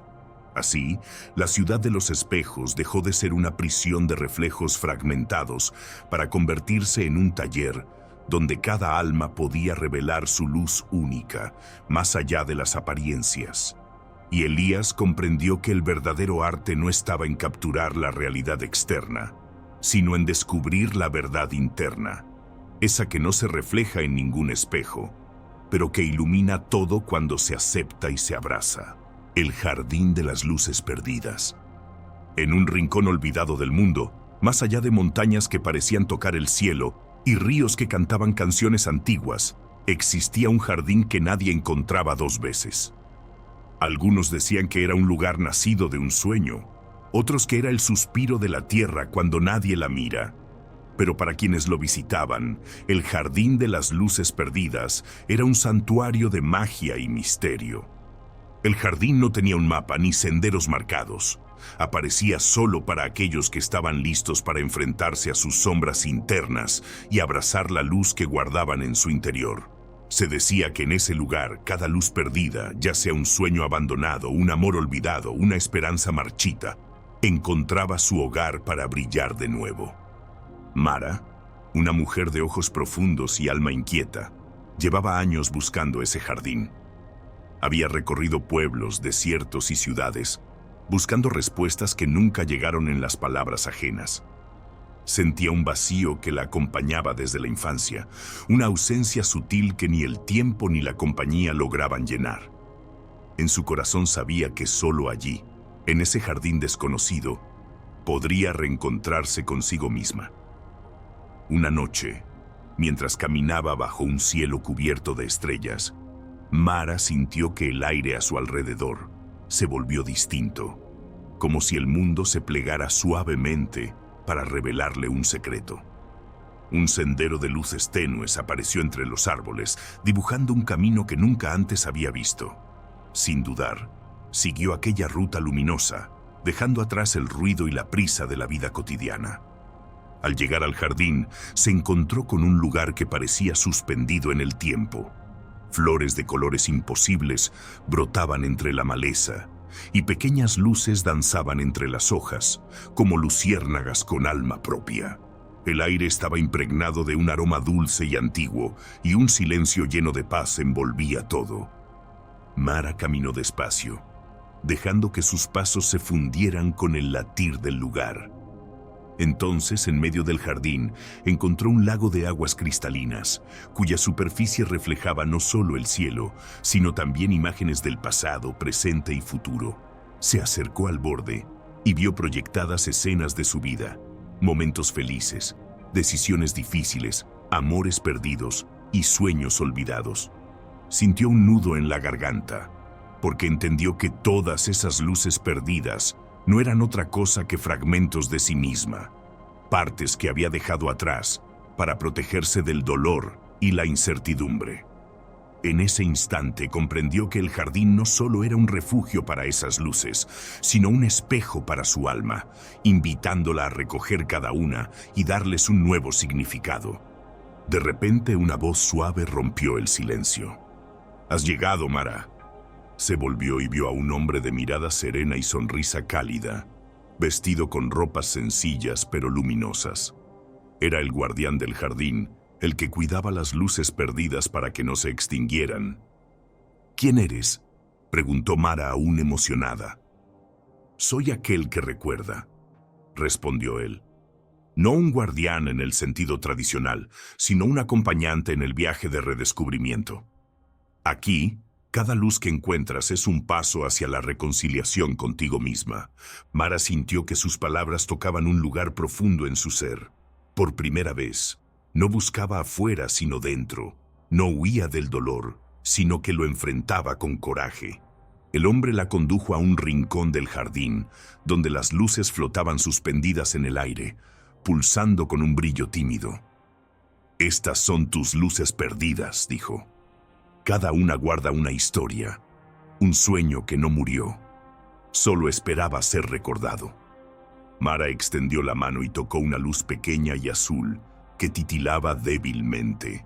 En un instante, fue transportada a un recuerdo de su niñez, cuando soñaba con pintar el mundo con colores que nadie había visto. Recordó la pasión pura que tenía entonces y cómo la había dejado apagar por miedo a no ser suficiente. Lágrimas rodaron por sus mejillas, pero en vez de tristeza, sintió un fuego renovado. «Puedo volver a soñar», susurró.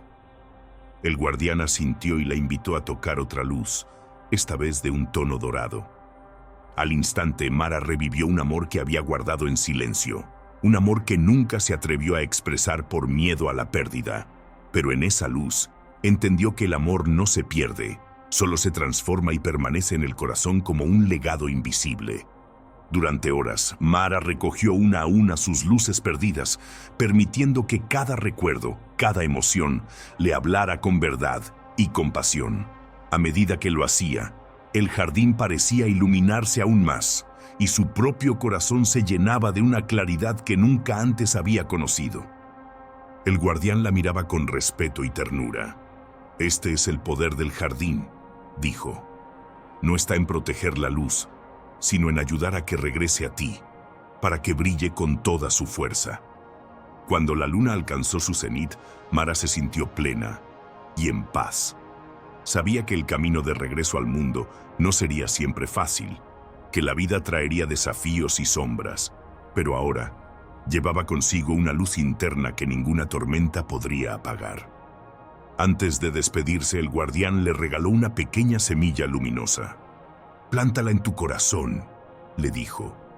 «Cuando dudes, recuerda este jardín y el poder que tienes para recuperar todas tus luces perdidas». Mara salió del jardín con la semilla brillando en su palma y un nuevo despertar en su alma. En su caminar, el mundo parecía diferente, no porque hubiera cambiado, sino porque ella había cambiado la manera de verlo. Comprendió que todos llevamos un jardín secreto dentro, un espacio donde nuestras luces perdidas esperan ser encontradas y abrazadas, que el verdadero viaje es el regreso a nosotros mismos y que en esa reconciliación reside la verdadera magia de la vida. El eco del alma. En el silencio profundo de una montaña perdida, vivía un hombre llamado Elian, conocido por su sabiduría y por la calma que irradiaba a quienes se acercaban a él. Su casa era sencilla, paredes de piedra, ventanas abiertas al cielo y un jardín donde crecía un solo árbol, viejo y robusto, cuyas raíces se aferraban a la tierra con la fuerza de quien sabe que la vida es un ciclo interminable. Elian había llegado a ese lugar muchos años atrás, escapando no del mundo, sino de sí mismo. En su juventud, había sido un hombre lleno de preguntas y miedos, cargado de dolores que lo oprimían y lo alejaban de la paz. Había recorrido ciudades, escuchado a maestros, probado rituales, buscado en libros la verdad que parecía esquiva, como el viento que se escapa entre los dedos. Pero fue en ese rincón apartado, lejos del ruido y la prisa, donde finalmente escuchó el llamado que venía desde su interior. No fue una voz alta ni imponente, sino un susurro tenue que, poco a poco, fue creciendo hasta convertirse en un eco que resonaba en cada fibra de su ser. Era el eco de su alma. Una mañana, mientras el sol se asomaba tras las montañas, Elian caminaba hacia el río cercano, sus pies descalzos tocando la tierra húmeda. En el reflejo del agua clara, vio no solo su imagen, sino también las sombras de su pasado, recuerdos de pérdidas, de heridas no sanadas, de decisiones que parecían haberse llevado su paz. Sintió la tristeza recorrerlo, pero en vez de huir, la acogió como a una vieja amiga que traía un mensaje. Se sentó en la orilla y cerró los ojos, permitiendo que cada emoción emergiera sin resistencia. Así, el dolor comenzó a disolverse, transformándose en una luz cálida que iluminaba los rincones oscuros de su alma. Durante días, Elian se entregó a ese diálogo silencioso con su ser más profundo. Descubrió que el sufrimiento no era un enemigo, sino un maestro disfrazado que le enseñaba sobre la fragilidad y la fuerza, sobre la belleza de aceptar la impermanencia de todo. Comprendió que el verdadero coraje no era luchar contra la oscuridad, sino caminar hacia ella con amor y compasión. Una tarde, mientras el cielo se teñía de púrpura, una mujer llegó al sendero que conducía a la cabaña de Elian. Sus ojos reflejaban el cansancio de quien ha cargado con mucho más de lo que debería, y su alma buscaba, sin saber bien qué, un refugio. «He escuchado que aquí se encuentra paz», dijo ella, con voz temblorosa. «¿Podrías enseñarme a encontrarla?» Elian la miró con ternura y asintió. «La paz no se encuentra afuera», respondió. «Está en el silencio que nace cuando dejamos de huir de nosotros mismos». Durante semanas la mujer, que se llamaba Amara, aprendió a sentarse en el silencio con Elian, a observar sus emociones sin juzgarlas, a escuchar el eco de su alma. Descubrió que dentro suyo había una luz que nunca se había atrevido a mirar, escondida tras muros construidos por el miedo y la tristeza. En una noche clara, sentados bajo el árbol del jardín, Amara confesó: «Temo que la oscuridad dentro mío sea demasiado grande para ser iluminada». Elian la tomó de la mano y dijo: «No hay oscuridad que no pueda ser abrazada por la luz que eres. La sombra no existe sin la luz, y ambas forman parte del mismo todo. Ella cerró los ojos y sintió que por primera vez no estaba sola en su batalla interna. Entendió que la verdadera libertad llegaba cuando dejaba de luchar contra sus sombras y comenzaba a aceptarlas como parte de su historia, su humanidad. El tiempo pasó y tanto Elian como Amara experimentaron una transformación profunda.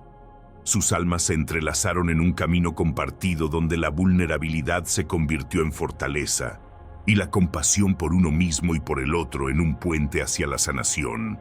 Una mañana, mientras el sol bañaba la montaña con su luz dorada, Elian despertó con la certeza de que debía regresar al mundo que había dejado atrás. No como un hombre escapando, sino como uno que lleva consigo la llama de la sabiduría y la paz. Antes de partir se acercó al árbol que tanto había cuidado y plantó una semilla que había guardado durante años. Esta semilla, dijo a Amara, simboliza la vida que renace después de cada tormenta, que crezca fuerte, como nuestra alma, cuando se abraza a sí misma. Amara lo observó partir con el corazón lleno de gratitud y una nueva fuerza para enfrentar sus propios caminos.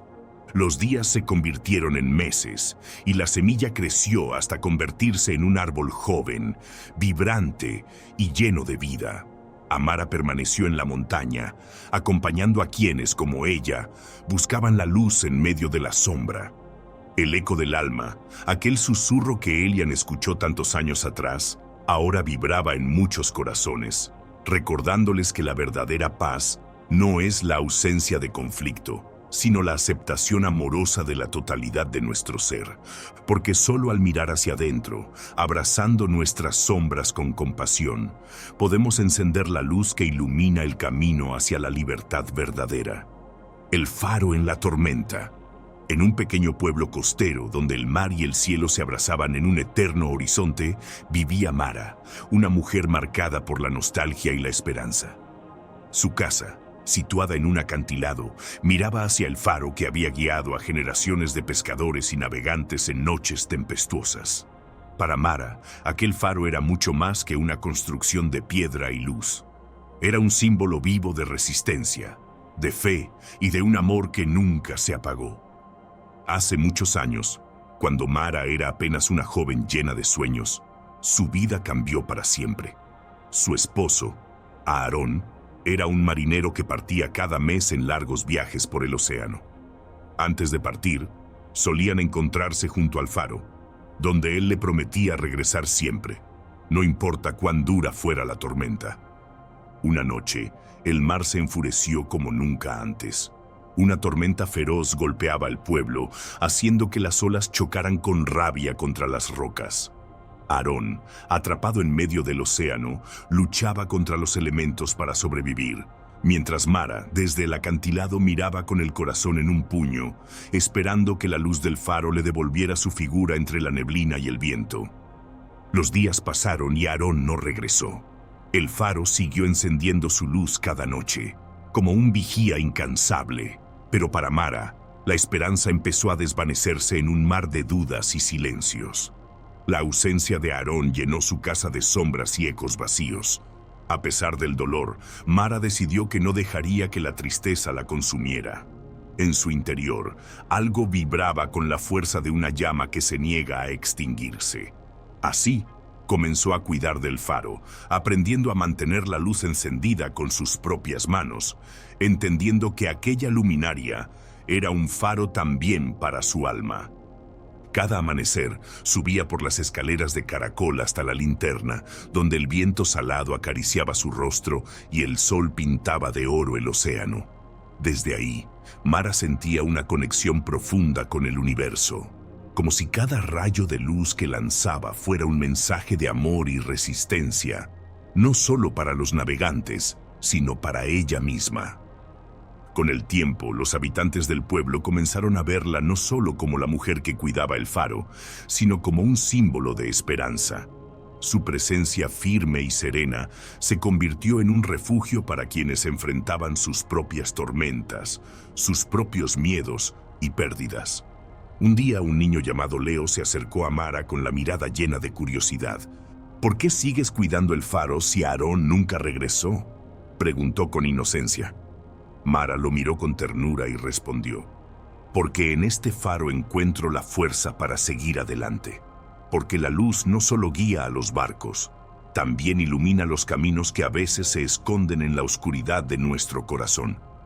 Leo, sin comprender del todo, comenzó a acompañarla en sus labores, aprendiendo que cuidar esa luz era cuidar la vida misma, esa fuerza invisible que nos impulsa a levantarnos después de cada caída. Pasaron los años y Mara encontró en esa rutina un sentido profundo. La tristeza seguía ahí, pero ya no era una carga insoportable, sino un río que fluía junto a la corriente de su existencia, enseñándole a ser paciente, a confiar en el tiempo y en la sabiduría que brota del silencio. Una noche, cuando el cielo se despejó después de una tormenta, Mara vio en la distancia una pequeña embarcación acercarse lentamente hacia la costa. Su corazón se aceleró. Un torbellino de emociones la invadió. Al acercarse reconoció la figura de Aarón, marcado por los años y las heridas, pero vivo. Aarón le contó que durante la tormenta había quedado atrapado en una isla desconocida, un lugar que parecía detenido en el tiempo. Allí había aprendido a escuchar la voz de la naturaleza y de su propio espíritu. Había enfrentado sus miedos más profundos y había encontrado una paz que jamás había imaginado. El reencuentro no fue solo el regreso del hombre que se había ido, sino la unión de dos almas que habían vivido el dolor y la transformación. Mara y Aarón comprendieron que el amor verdadero no se mide en presencia constante, sino en la luz que permanece encendida incluso en la distancia. El faro continuó siendo su hogar, su símbolo y su refugio. Y aunque la vida les presentara nuevas tormentas, ambos supieron que siempre podrían regresar a esa luz interna que los guiaba, más allá del tiempo, más allá del dolor. El jardín de los susurros. En un rincón olvidado del mundo, donde el tiempo parecía fluir con otro ritmo, existía un jardín. No era un jardín común, sino un lugar mágico donde las flores no solo crecían, sino que también guardaban secretos y sueños. Los aldeanos lo llamaban el jardín de los susurros, porque cuando el viento recorría sus senderos, parecía llevar voces lejanas, antiguas, que solo los corazones abiertos podían escuchar. Allí vivía Elara, una mujer de mirada serena y manos suaves, encargada de cuidar aquel santuario vivo. Desde niña, había sentido una conexión especial con ese lugar, como si su alma estuviera entrelazada con cada hoja, con cada pétalo. Para ella, el jardín no era solo un espacio físico, sino un refugio del alma, un templo donde las emociones y la naturaleza se fundían en armonía. Elara había aprendido de los ancianos que el jardín respondía a las emociones humanas. Las flores florecían o marchitaban según la alegría, la tristeza o la esperanza que se respirara en el aire. Por eso, con cada estación, Elara dedicaba tiempo no solo a cuidar las plantas, sino también a escuchar el susurro invisible que emanaba de sus propias emociones. Un día, llegó al pueblo un hombre llamado Kian, errante y silencioso, con los ojos llenos de un dolor que parecía antiguo. Su llegada despertó curiosidad y también cierta reserva entre los aldeanos, pues nadie sabía de dónde venía ni cuál era su historia. Kian caminaba lento, como buscando algo que había perdido, y sus pasos lo llevaron inevitablemente al jardín de los susurros. Al encontrar a Elara entre los colores vibrantes y los aromas embriagadores, algo en él cambió. Sin palabras, ella le ofreció agua fresca y le mostró las flores que parecían contar historias con sus colores intensos y sus movimientos delicados al compás del viento. Este jardín no solo vive de la tierra, le dijo ella, también respira con el alma de quienes lo visitan. Aquí las emociones encuentran su eco. Kian escuchaba atento, mientras por primera vez sentía una calma que no había conocido en años. En aquel instante, el jardín empezó a cambiar para él. Las flores se abrieron con una luz nueva, como si respondieran a una esperanza escondida en lo profundo de su ser. Con el paso de los días, Kian regresaba al jardín, compartiendo en silencio su presencia con el ara. Ella, a su vez, le enseñaba a observar no solo con los ojos, sino con el corazón. Le mostró cómo cada flor, cada rama, podía reflejar lo que uno llevaba dentro, las heridas y las alegrías, las certezas y los temores. Una tarde, bajo la sombra de un viejo roble, Kian finalmente habló. «He cargado por mucho tiempo con una tristeza que no logro soltar», confesó. «Perdí a quienes amaba y con ellos, perdí también una parte de mí. Ahora siento que no pertenezco a ningún lugar». El ara lo miró con compasión y le ofreció una flor azul, cuyo color parecía contener la serenidad de un lago en calma. Esta flor simboliza la aceptación. No es fácil encontrarla, pero cuando lo haces, empiezas a sanar. El jardín puede ayudarte si estás dispuesto a escucharte a ti mismo. Así Kian comenzó un viaje interior acompañado por el jardín. Día tras día, aprendió a enfrentar sus sombras, a dar espacio al dolor sin que éste lo definiera. Descubrió que dentro de la tristeza también existía la semilla de la esperanza y que abrazar esa dualidad era parte del camino hacia la libertad. El ara y Kian compartían silencios cargados de significado. Él aprendió a abrirse a la vida nuevamente, a confiar en la posibilidad de renacer. Y el jardín, como un espejo vivo, florecía con una belleza renovada, como si la tierra celebrara cada paso hacia la sanación. Un día, mientras el sol se ponía tiñendo el cielo de tonos dorados, Kian le preguntó a el ara: «¿Crees que el amor puede volver a encontrar su camino, incluso después de tanta pérdida?». Ella le sonrió y señaló una pequeña planta que brotaba tímida entre las piedras. El amor siempre encuentra su camino, incluso en los lugares más inesperados. A veces, solo necesitamos abrir el corazón para que pueda florecer de nuevo. Con el tiempo, Kian decidió quedarse en el pueblo. Se convirtió en aprendiz de el ara y juntos cuidaban el jardín de los susurros, compartiendo su magia con quienes llegaban con el alma herida y la esperanza rota.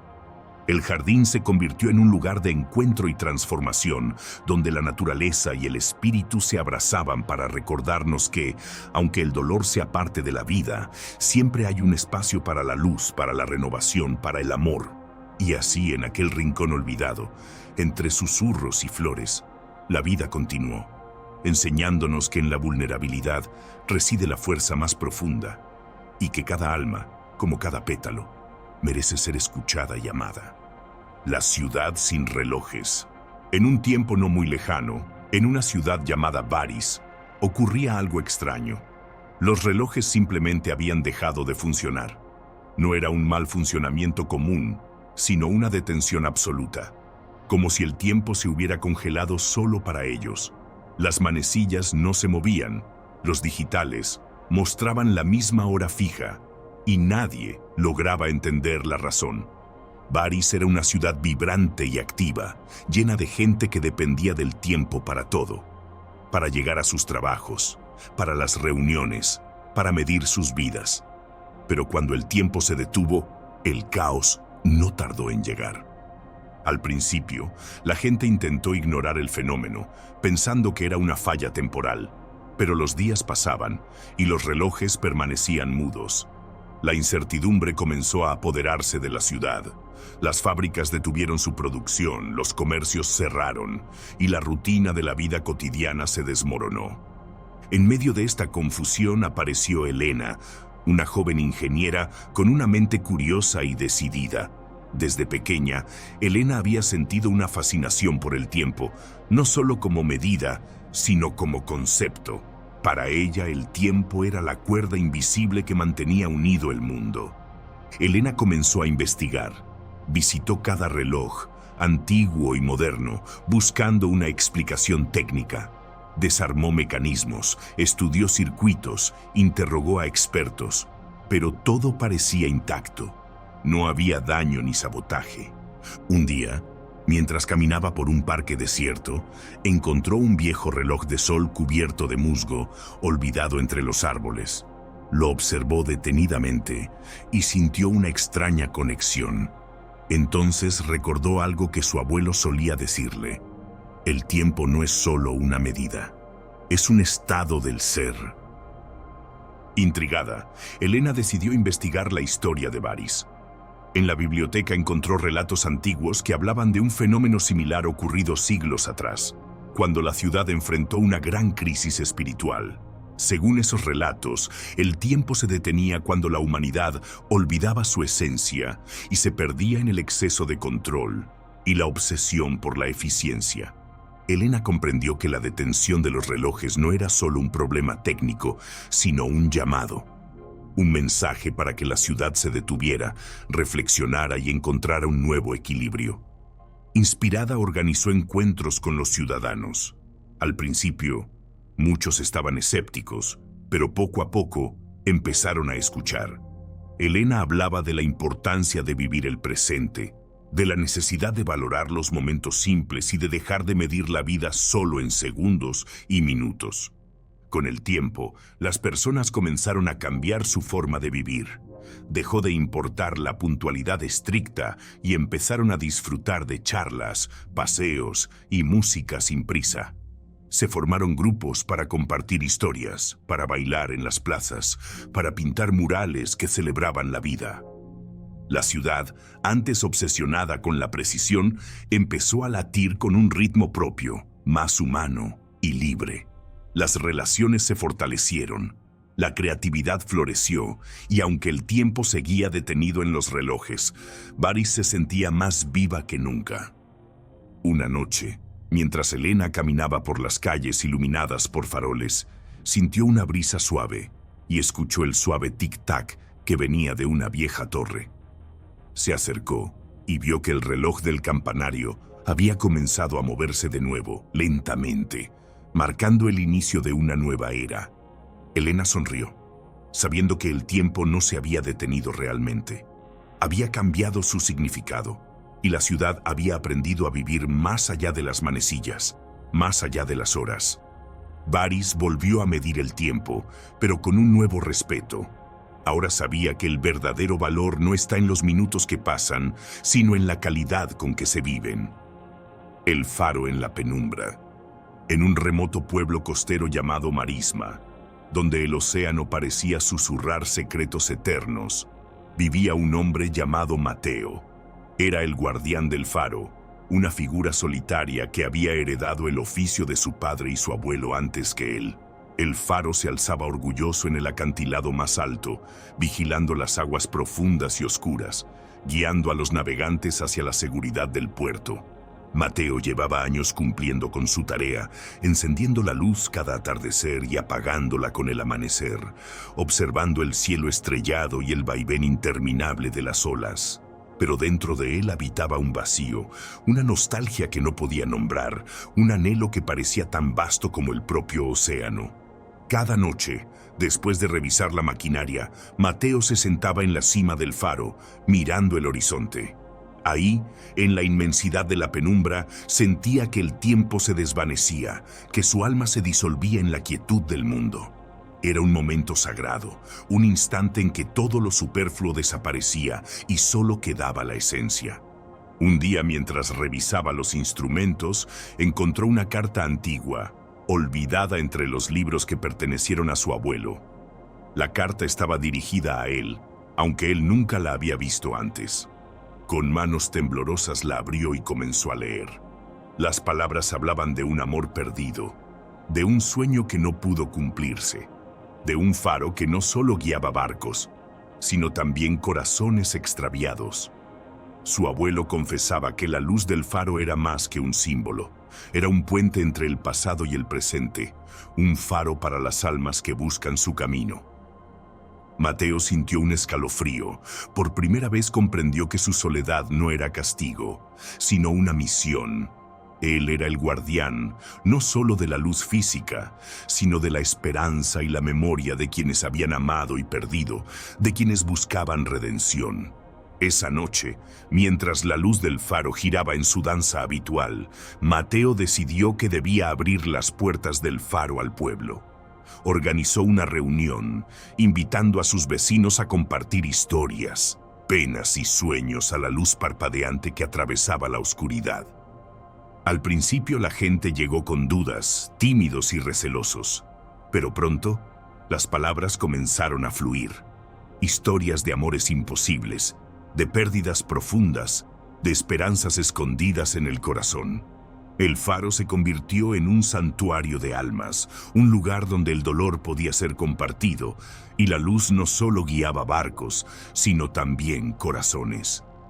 Mateo se dio cuenta de que su propia tristeza se aligeraba con cada relato, que la comunidad se fortalecía en la vulnerabilidad compartida.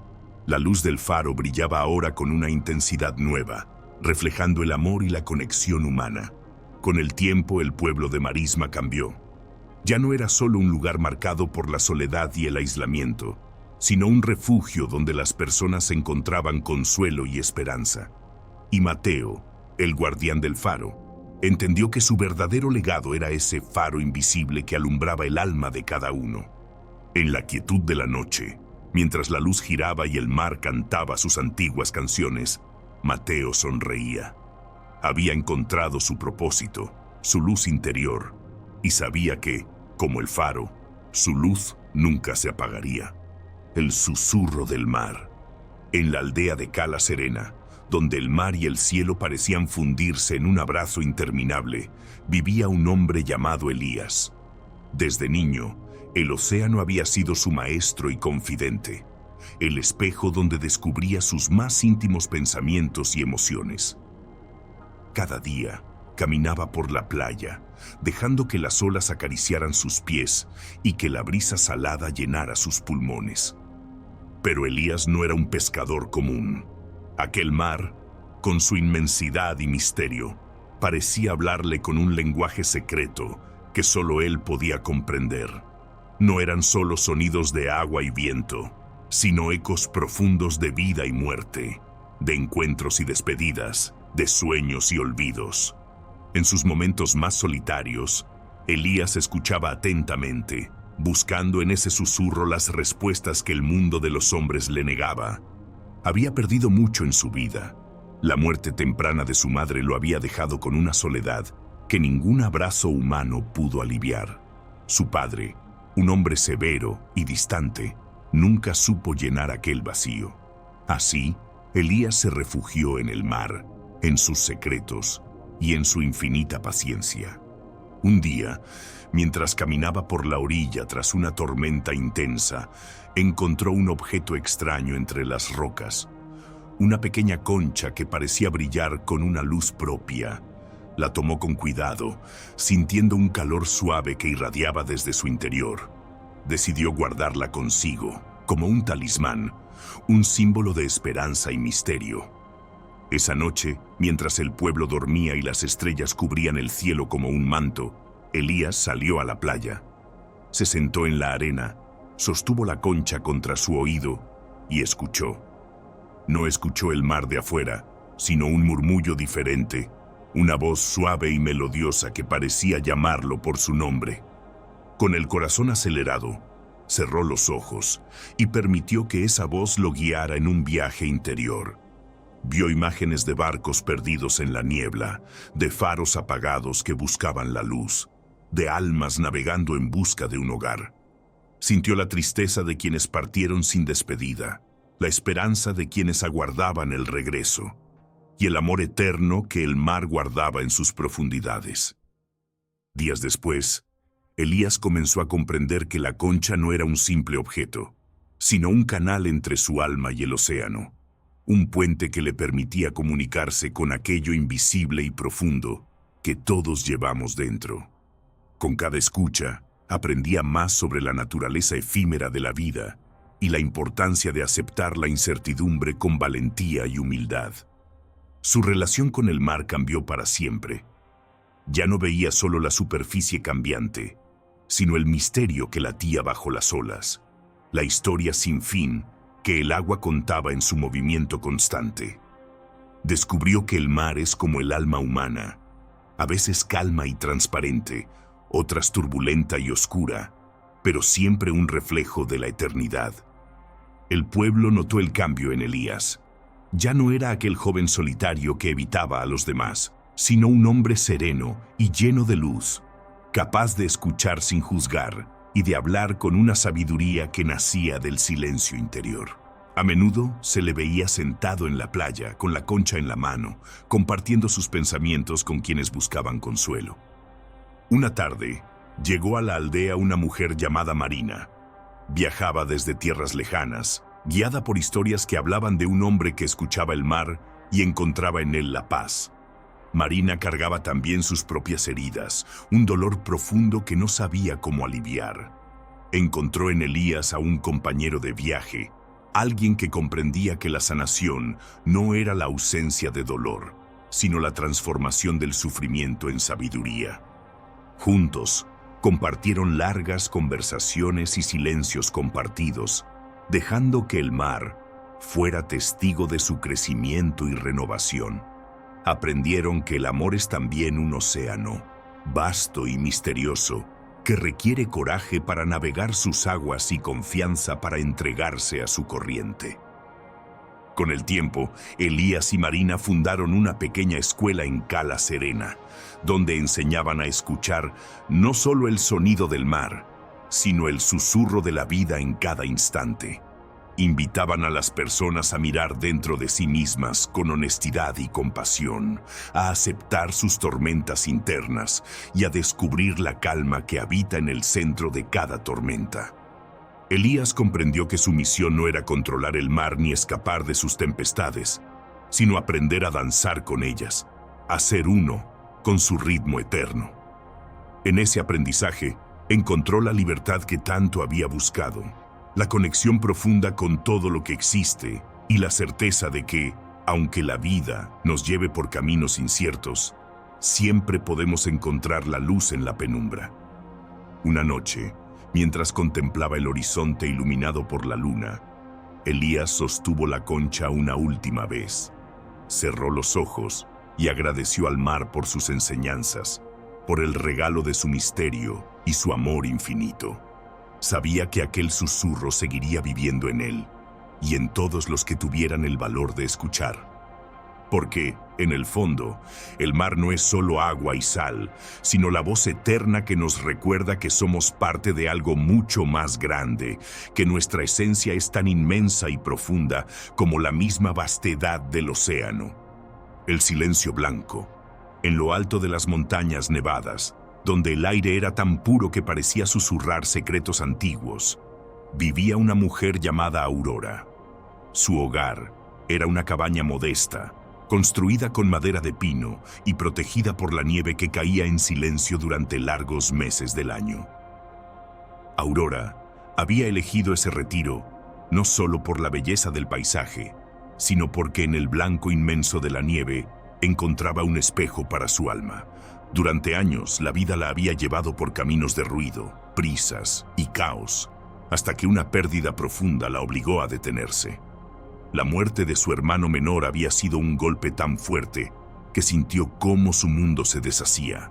La tristeza, como una tormenta helada, le había congelado el corazón. Entonces, decidió huir hacia la soledad de la montaña, buscando en el silencio del invierno la sanación que las palabras no podían darle. Cada mañana, Aurora salía al bosque nevado, dejando huellas sobre el manto inmaculado que cubría la tierra.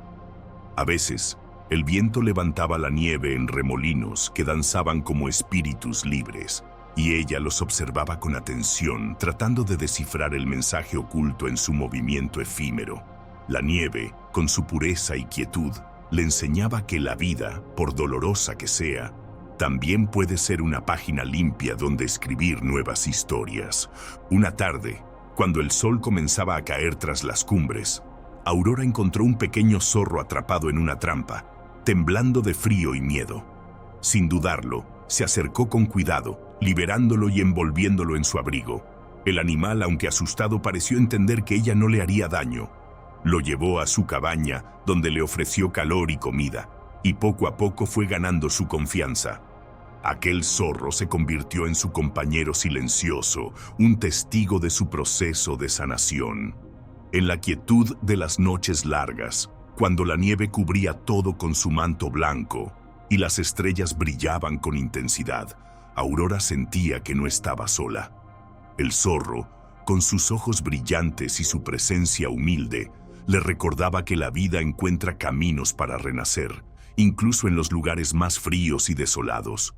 Una noche, mientras contemplaba el cielo estrellado a través de la ventana, Aurora comprendió que el silencio del invierno no era vacío, sino lleno de vida y significado. Era un espacio donde podía escuchar su propia voz interior, esa que en el bullicio cotidiano se había perdido. Sintió que, como la nieve que cae y cubre todo para proteger la tierra, ella también necesitaba ese manto para sanar y crecer.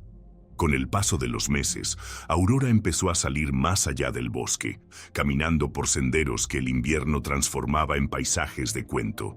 Cada huella que dejaba en la nieve era un acto de valentía, un paso hacia adelante en su viaje interior.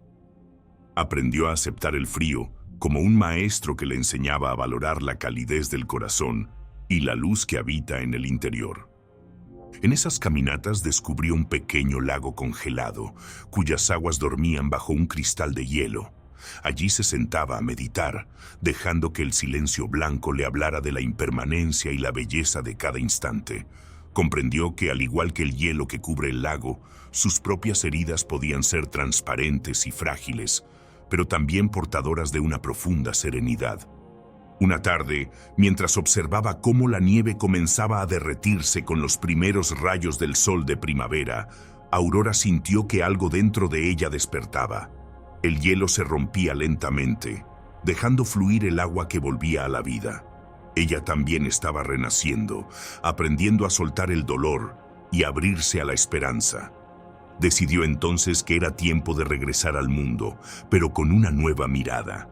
Llevaba consigo la enseñanza del invierno, que en el silencio y en la quietud reside la fuerza, que en la pureza del dolor puede nacer la luz, y que cada huella que dejamos, por pequeña que sea, transforma el camino de quienes vienen detrás.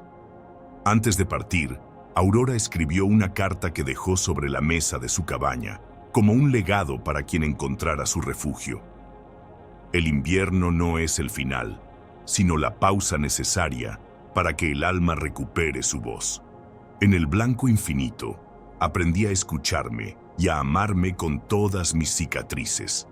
Que quien habite este lugar encuentre también su propio silencio blanco y pueda renacer como yo lo hice. Aquella carta, junto con el recuerdo de la mujer que abrazó la nieve y la soledad, quedó como una luz para futuras almas errantes, un faro que brillaba en medio del frío para quienes buscaban la paz interior. Y así, mientras Aurora descendía la montaña, el invierno comenzaba su danza de despedida, dejando espacio para que la vida volviera a brotar, prometiendo que después de cada noche helada, siempre llega un amanecer cálido, lleno de promesas y posibilidades. Espero que hayas disfrutado este viaje tanto como yo disfruté compartirlo contigo. Si quieres dar un paso más y llevar esto a otro nivel, no te olvides de revisar el primer enlace de la descripción. Tienes a tu alcance más contenido, ejercicios y herramientas que pueden transformar tu camino. Te espero dentro.